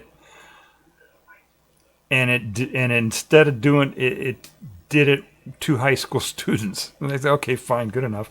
And so I took that script and I went over to ChatGTP Image, which is all on the same front end on the web, and I gave it the script. I said, here's your script. I think I only made a couple changes to it, but it was basically the same script. And so I gave it the script, and eventually it came. First try it was completely wrong, and then I gave it another try, and then it came up with this. So it did pretty good. Let's see. Tay says coding seems to be their greatest strength. Yeah. And they're trying to do more. They're trying to emphasize coding when they're developing the thing. They're trying to emphasize coding right now, and the reason they're doing that, it's really interesting because everybody's trying to beat everybody else, right? Advance more quickly. It's very highly competitive right now, right? And so, like OpenAI, and I imagine all the rest of them are emphasizing coding as a capability for the AIs, so that they can use the AI to help them make the AI better. You know what I'm saying?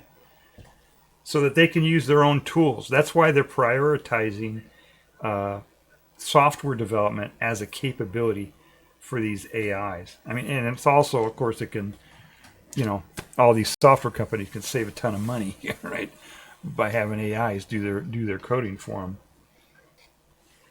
But that's one of the reasons they do that, is that so that they can have the AI write the code for the next AI version. You know what I'm saying? It just keep going like that. Wait, let me get my thing back here. There we go.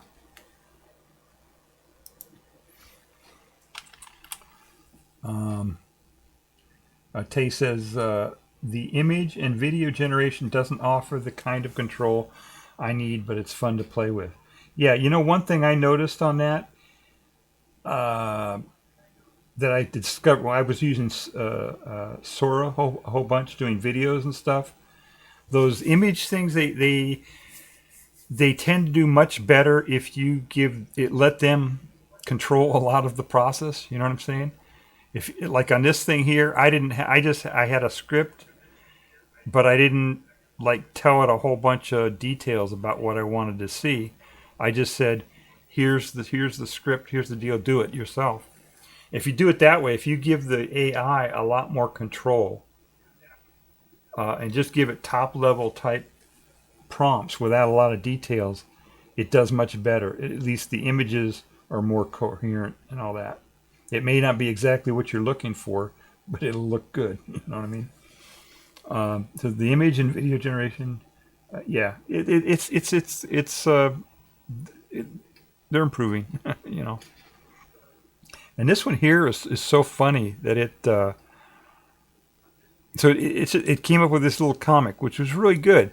The panels are consistent. The characters, there are two characters here, they're consistent through the whole thing. The background changes a little bit. you see, the background does change a little bit from scene to scene, but who's going to notice that, right? You're just going to look at you're looking at the characters. But one thing I noticed is down on the bottom here. Let's see if I can slide this up a little bit. Down on the bottom. All right, I got to do one more thing. I got to make my cursor show up here. Hang on. There we go. Right.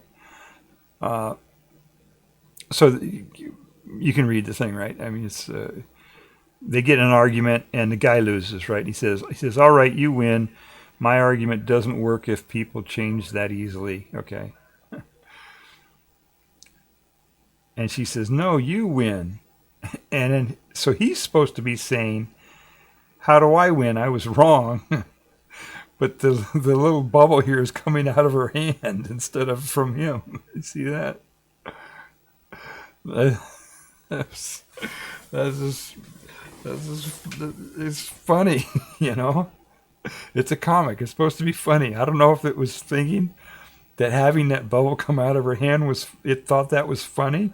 I think it's funny, but that's not the way comics are supposed to work. And it made me laugh, so I don't know. But that just cracked me up when I saw that. This guy's supposed to be saying it, but it's just like her, talk to the hand or something. You know what I mean? It's just funny. And she says, "Yeah, you learned something new I didn't." Right? Blah blah blah. And okay. And so, anyways, I thought that was a fun little trick to do with it. Fun little project to have it to have the thing do. So they are getting much better. All the time they're getting better and better and better. Now here's one that it really screwed up on.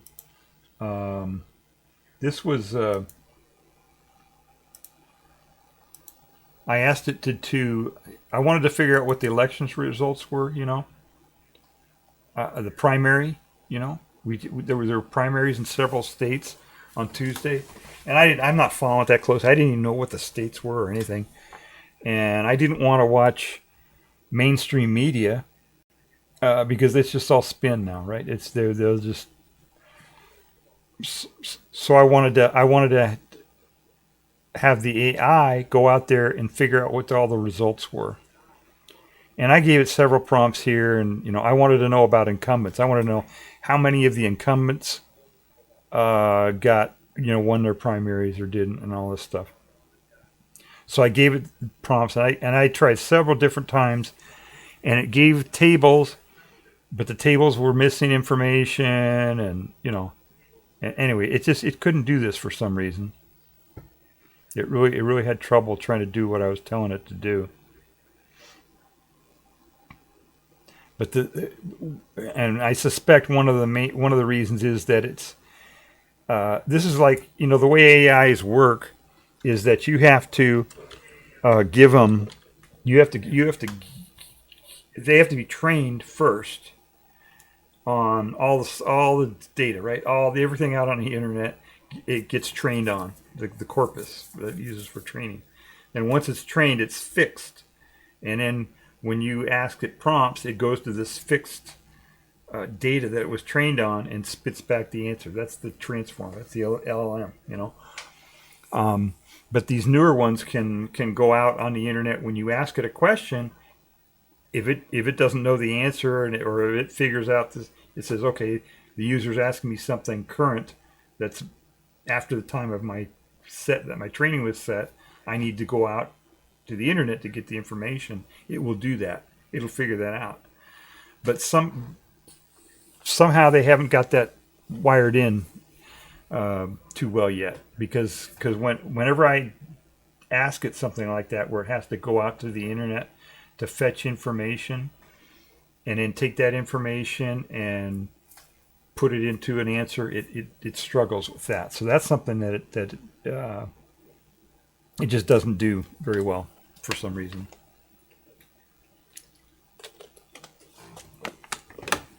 But they continue to get better and better all the time.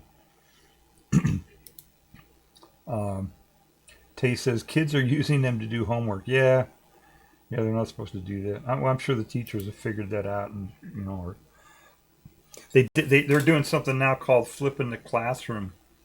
Actually, they've been doing it for a long time. It used to be that you would the kids would go to school. The teacher lectures to them, tells them stuff, writes on the board, whatever, teaches them, right?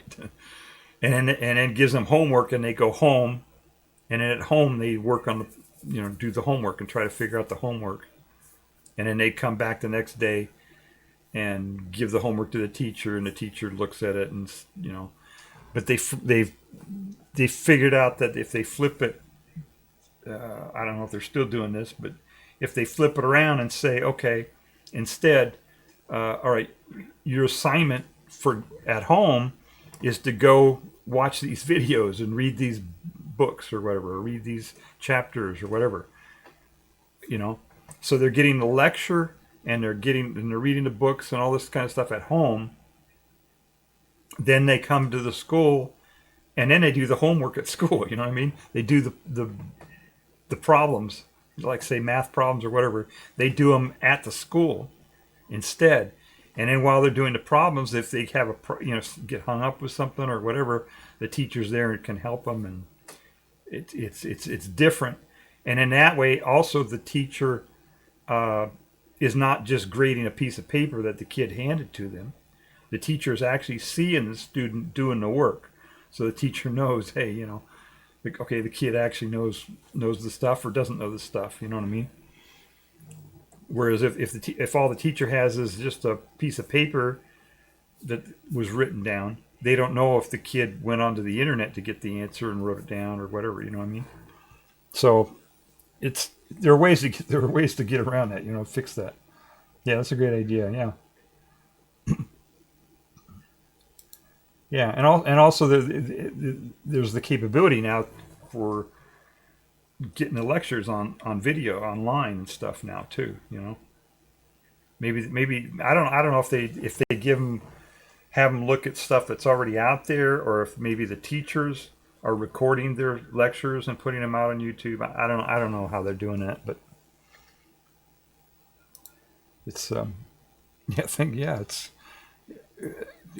Everybody has to adapt to this. It's going to be new stuff. I've been in the industry for, or some in one way or another connected to the computer industry for my whole life. So it's for me, I've always been in that cycle where I'm getting, always seeing the new stuff, and I'm one of the first to try it out and get used to it.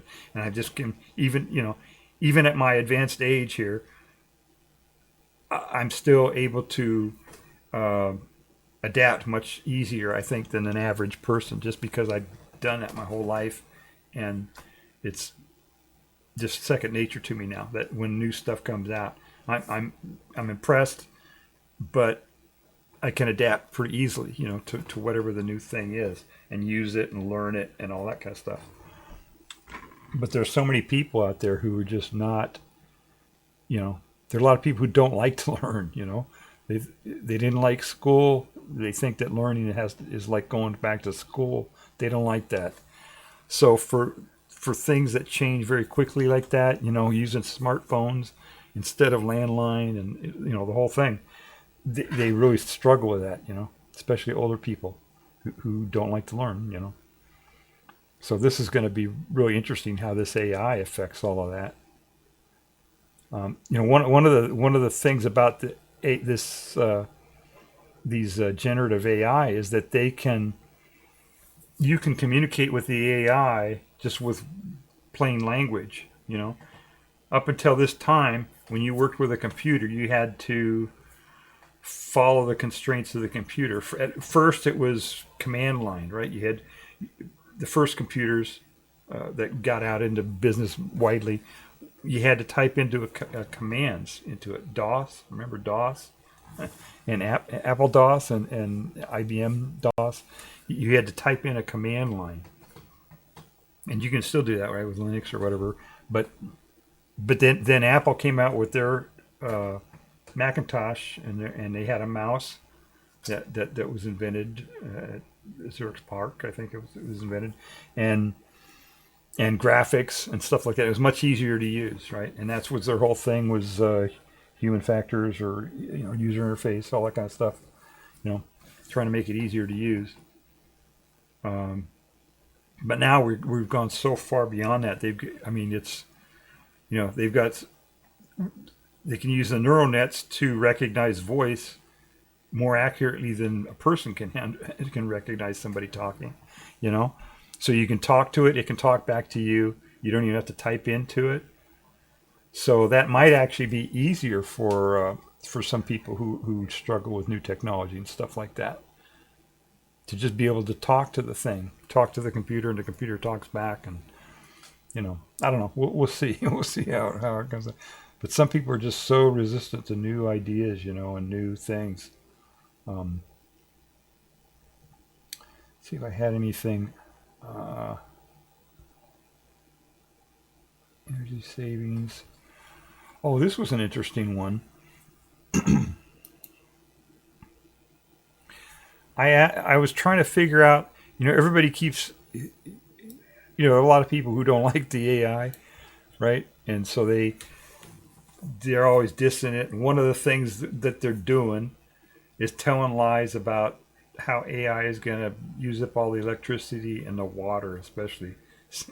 What are you talking about? That's silly. Computers don't use water, right? I mean, they don't.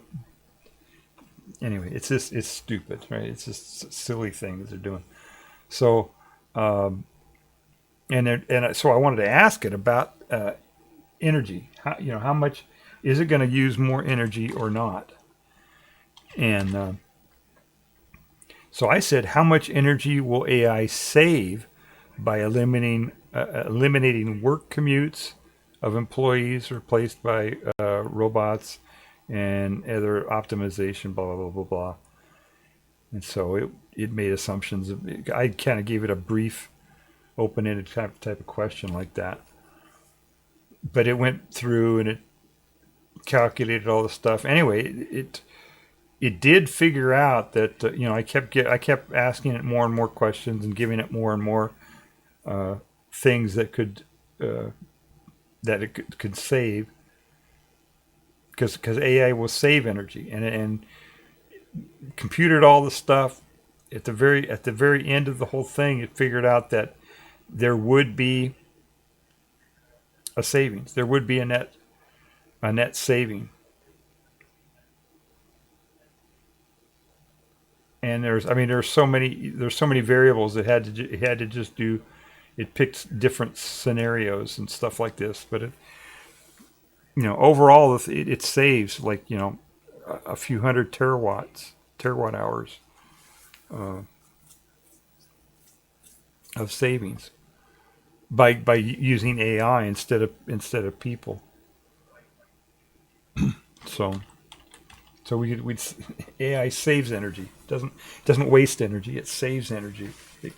If people are at home instead of driving to work every day, then it saves energy. And I think people would rather. The big problem, of course, is if AI is doing all the work and people are not working, then the way it's set up right now, people get paid for doing the work. That's kind of been like that for a long time, right? That's kind of how it works for most people. You do the work, and then you get paid for doing the work. But once AI does this, AI can do all the work, right? Or almost all the work, virtually all the work. And then people won't have to work anymore. If they want to work, they can work. They don't have to work, though, if they don't want to. They can play instead of work, right? So, but the problem is, how are they going to live? How are they going to buy stuff? How are they going to pay rent? How are they going to, you got to have money. And so that's what has to be figured out. It's not, the problem isn't that AI is going to do the work. That's good, right? if you like your work, great. You can keep doing whatever you want. You know, you can do whatever work you want. The problem is you got to make sure that people are got food and shelter and all the basics, and you know, and they have like UBI, which is one of the things that they're thinking about doing to take care of that. UBI means universal basic income, right? You've heard of that, right? Universal basic income, where everybody gets a certain amount of money. You know, remember Yang? Remember Andrew Yang? Remember him? He ran for president. Oh yeah, it was good. Here we were doing some math earlier. Here we go. Remember Andrew Yang? He wore a hat like this. He wore this hat. I got this from Andrew Yang. They had this hat. This is math, right? Anyway, one of his things, he was a science guy, right? He wanted to do math. He wanted all, you know, solutions to be based on facts and science and all this kind of stuff. And but one of the and he's future oriented, right? He's thinking years ahead. He knew that automation was going to continue, and we're going to have robots and blah blah blah, and people would be out of work. And so he grabbed onto this UBI idea, which has been around for a long, long time. And he said, "Okay, give everybody $1,000 a month." Which isn't enough, right? That's not enough to live on. There are a couple problems with that. One, right, it's not enough to live on. Two, if you give $1,000 to everybody, that means Elon Musk gets $1,000 a month. He don't need it, right? Or Oprah Winfrey, or you know, whoever. There are a lot of people who don't need that $1,000 a month. You know, it's less than half the people, right, that would need that right today. Maybe that'll increase later on, but it's and it's only $1,000. So another idea is to only give the money to the people who need it. So you got UBI, but it's UBI, a focused kind of UBI. And it's not really you, right? It's not universal at that point, but only the people who need it would get it. And then so that introduces another issue. You got how do you figure out who needs it? You got to have is there a means test? You know, and if there's a means test, then you got this whole bureaucracy. And you got paperwork, and you know, it's a big hassle, right? So the other idea was okay, just have the people figure out on their own. If you think you're poor enough that you need UBI, or you lost your job, or to AI or whatever, and it's not just the people who are directly losing their jobs to AI who are going to be affected by this. You know, it'll be all kinds of people. You know. It could be retired people. It could be people who you know, maybe are getting reduced salary because of this or whatever. You know, a lot of people are going to be affected by AI who may not lose their jobs directly to AI, you know, or be replaced by a robot directly or whatever. So the idea is, okay, just people can on their own decide whether they need the money or not. If they think they're poor enough that they need the money, they can request it, and they can request how much they need, up to some amount, you know, whatever it is, $3,000 a month, or you know, $3,000 or $4,000 a month. I don't know what the number would be right now, based on average salaries and all that. But then people argue, well, that's a lot of people will cheat, you know. Right now, the SNAP system. I think they, you know, the system for food, they call it food stamps. You know, they've evaluated that, and it's only like 1 or 2% of people who actually cheat on that. You know, But let's suppose it was, you set up a system like that and you say, okay, we're not going to have means testing or anything. You just, if you're poor and you need some money, you fill out this quick little form that says, I'm poor, I need some money. This is how much I need, up to $3,000 a month or whatever it is, and send that in, and then you get the money. And you say, well, people will cheat, maybe, But what if 25% of them cheated? That's still better than UBI, right? I mean, worst case, worst possible case is if everybody, including Elon Musk and everybody, took the time to fill out the form and say they need, their monthly stipend, whatever, with $2,000 a month or whatever it is, and sent that in. That would be the worst possible case. And that, you know what that is? That's UBI, right? That's what UBI is. UBI is giving everybody the money no matter what. So I think if you set up a system where people only get the money if they request it, and they can request as much as they need, up to a reasonable amount, then it would take less money from the government to satisfy everybody's needs, rather than taking, and sending money to every single person. You know what I'm saying? I think it would work out better. There might be people cheating, but so what? Who cares, right? The worst case, with UBI, everybody's cheating, right? Or everybody who doesn't need it gets the money, even if they don't ask for it. So I think that would work out better. But we got to do something, right? Politicians aren't doing it. They're not getting the job done at all. They're not even talking about this. What their response is? Let's stop a moratorium on data centers. That's come on, that's what they're saying right now. I heard Bernie Sanders say that. I heard the other guy, the transportation sector guy, Pete Buttigieg, he said that. Oh, let's do a moratorium. Let's stop AI. First of all, you're not going to stop it, right? You got all the other countries are all doing it. Everybody's doing it. Anybody could download it's open source software, most of it. You can download it and anybody can do it. So you're not going to stop it. But if you did that, if you prevented them from building data centers, that would introduce artificial scarcity of AI, which means people like me who are poor and can't afford to pay for AI wouldn't be able to go online and get a free account for AI. You know what I'm saying? All this stuff I've been showing you tonight is all from a free account on Copilot. If they put in a moratorium to stop building data centers, they would have to restrict it then.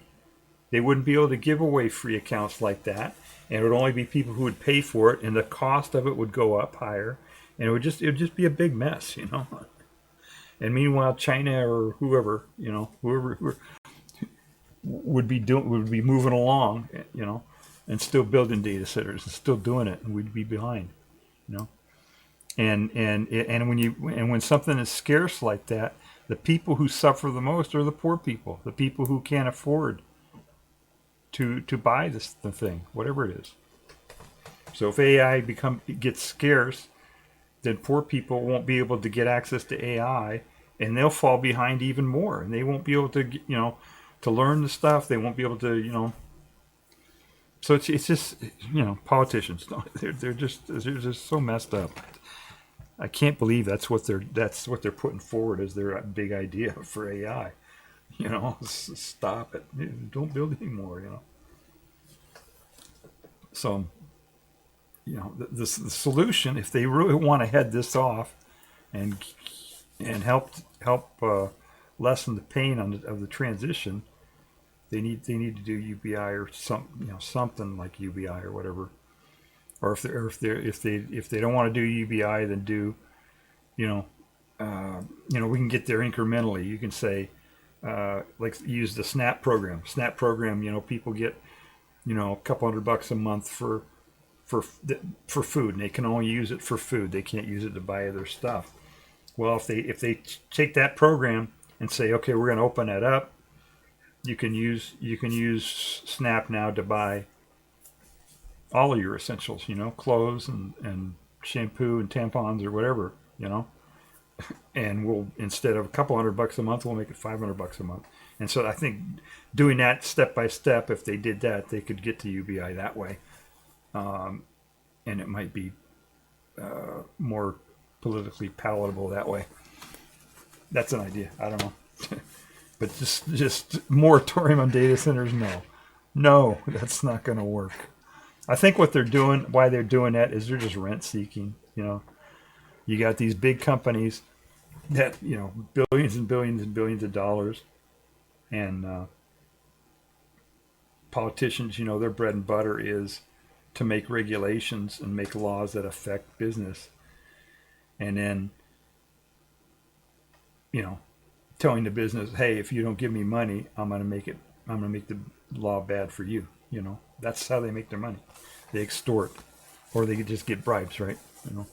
I think that's what they're doing. They're rent seeking. They're trying to get the AI companies to give them money to shut up and not do that anymore. Not to threaten them. I think that's what's going on. Oh, something happened there. I heard something fall down in there. I hope I don't have an animal in the house. So, anyway, that's my opinion about AI.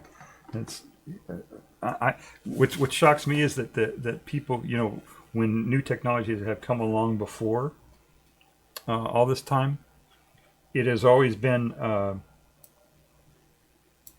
it's been usually blue collar people who were affected by this new stuff.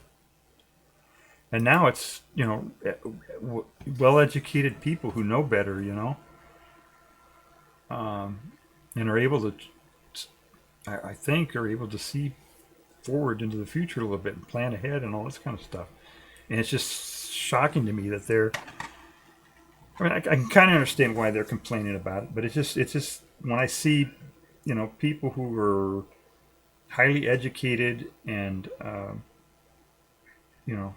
smart people, going out there and saying, oh, this AI is so stupid, it can't even add numbers, or it can't even do this, or it can't even do that. And then, all you have to do, they'll say it can't do this thing. And first thing I do when I hear somebody say, oh, the AI can't do this thing, I go to my AI, I type it in, and it does it. And it's like, what? You're ruining your credibility. It's saying that, AI, or even something that it can't do today, tomorrow it's going to do it. You know what I'm saying? It's advancing so quickly. If there's something that AI can't do right now, and somebody's complaining about it, they'll fix it, and the next release it'll do it. You know what I mean? So that's not a good. Just dissing AI, saying AI is stupid or AI slop or all this stuff, or saying you want to have a moratorium on data centers because they use water. No, they don't use water. Duh. It's not smart. So I don't think that's a good strategy. I think they're going to lose on that. And then in the meantime, by doing that, they end up misinforming the public. I'm sure there are a lot of people out there in the public who maybe don't use computers that often or whatever, or who buy all that BS that they're putting out there, and don't understand, who don't really who think that the AI has all these problems. And there are problems. The main problem in the short term is that AI is going to replace people, and people won't have jobs. That's the main problem. It's not that AI puts out slop. It's not that any of this and all this stuff. The main problem in the short term is that it's going to replace people who I mean, it's most people. I think if you told them, okay, here I got some bad news and good news. Bad news, you don't have your job anymore. Okay, you can still do it, but you know you don't have your job anymore, right? You're not going to have to go in there and have a boss tell you what to do 8 hours a day from now on. That's the bad news. Good news, we're going to pay you anyway. That's the good news. You may not get the full amount, your full 100K or whatever you get. Maybe you only get 80K instead of 100K. That's your new. I think most people would take that deal, don't you think? If you put it out there like that, said, hey, you're gonna bad news, you lose your job. Good news, you get paid anyway, and you can do what you want. You have enough money for your, for a comfortable home, nice car, food, clothing, blah blah blah. And if you like your work, you can do it anyway, but you won't have a boss telling you to do it. I think most people would like that deal. That's what we get. If I was a politician, that's what I'd be saying right now. I'd be saying, hey, you can. Bad news is you might lose your job in the next few years. Good news, you're still going to get paid. And instead of going to work every day, you can play video games. You can go, whatever, go play sports, go outside, spend time with your family, whatever you want to do, right? So, the problem, of course, is that the politicians aren't doing that, and I'd like to see some of these big billionaire AI people step up and say that. Because they have the money, they can put the pressure on the politicians, right? I think Elon Musk and Sam Altman and all these AI people and robot people, they should be putting pressure on the politicians right now to get UBI going, to get something going, so that when people get laid off, they're still getting paid. I don't know why they're not doing that. If they don't do that, then the revolution is going to go the wrong way. It's going to go sideways. It's not good. And they're going to end up in a re-education camp in Tennessee somewhere or something. So I think it's in their own best interest to do that. Right. I'm going to do a right now. I'm going to do a PSA. All right, this is a PSA. All right, we're still in a pandemic. You probably haven't heard anybody talking about the pandemic lately. We're still in a pandemic. Still hundreds of people dying every week. And the best way to prevent yourself from dying or getting infected with COVID or any other respiratory type transmitted virus is to wear an N95 mask. This is an N95 mask is a special kind of mask, has a special kind of a filter material in here with little microfibers that use electrostatic action to stop virus particles or reduce significantly particles getting through the mask and into your lungs and infecting you with the virus. N95 mask has to have has to say, I don't know if you can see that. Can you see that? N95 has to say N95 on it. I don't know if you can see that.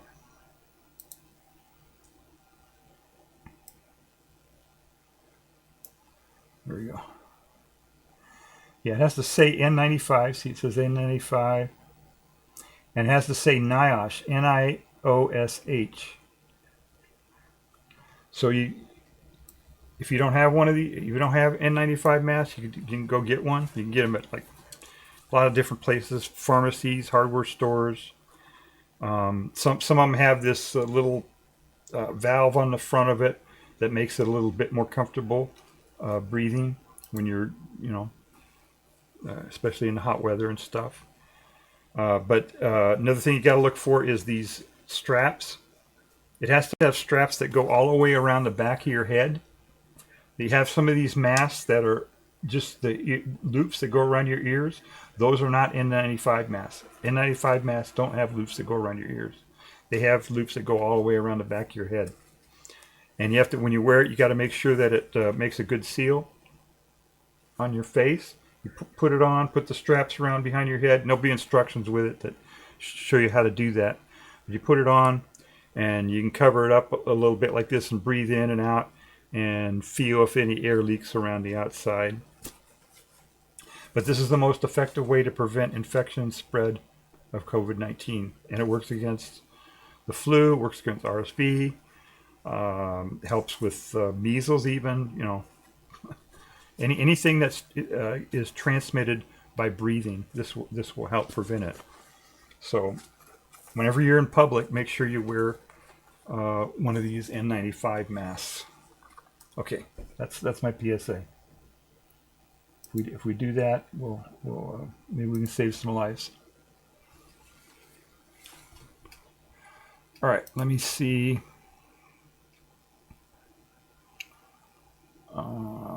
Let's see if there's somebody out here who wants to. Oh, I hear we can do. Okay, let's do a raid here. Let's do a raid to Walking Stick Library. Oh wait, before we do that, I got to do my credits. All right, hang on just a second here. I got to do my credits because I use some fair use stuff and some other stuff, and I gotta make sure that everybody has credits. Gets credit for the thing here. Here we go. Okay. All right. Here's my credits. Okay. Today is May 20th. I hate AI because it produces low quality slop, and because it does a better job than I can. All right. All right, and that's what we talked about. We talked about AI and math and UFOs. Here's my socials. Okay, I don't know if I did have some fair use stuff in there from YouTube. I think I forget what it was. And we did Wikipedia articles. Those have a certain license that they follow.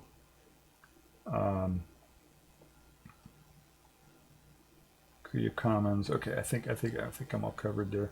And all my stuff is released on Creative Commons 4.0, so you can copy anything you want, all you want. I don't care.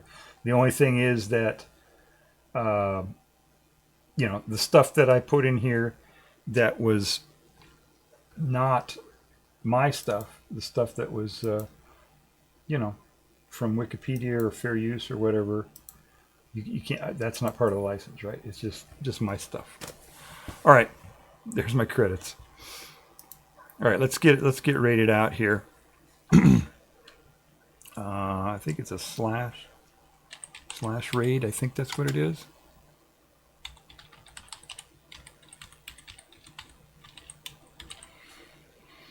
Let's see if that worked. Yep, there we go. Okay, we're off on the raid. Please follow if you can go with us on the raid to Walking Stick Library, everybody. Take care. Oh, I forgot my shout outs. Everybody follow eRoom and Tay YYO if you stream. And Bobo Blinks. Yeah, everybody give Bobo Blinks a follow.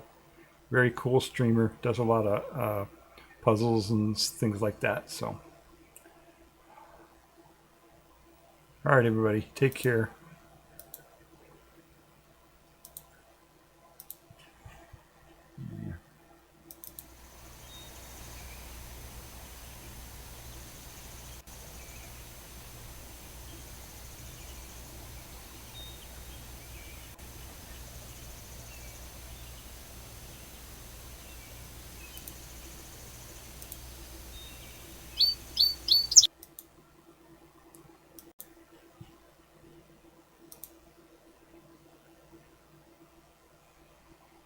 Oh, thank you for the raid call there, eRoom. Thanks a lot. Bye bye.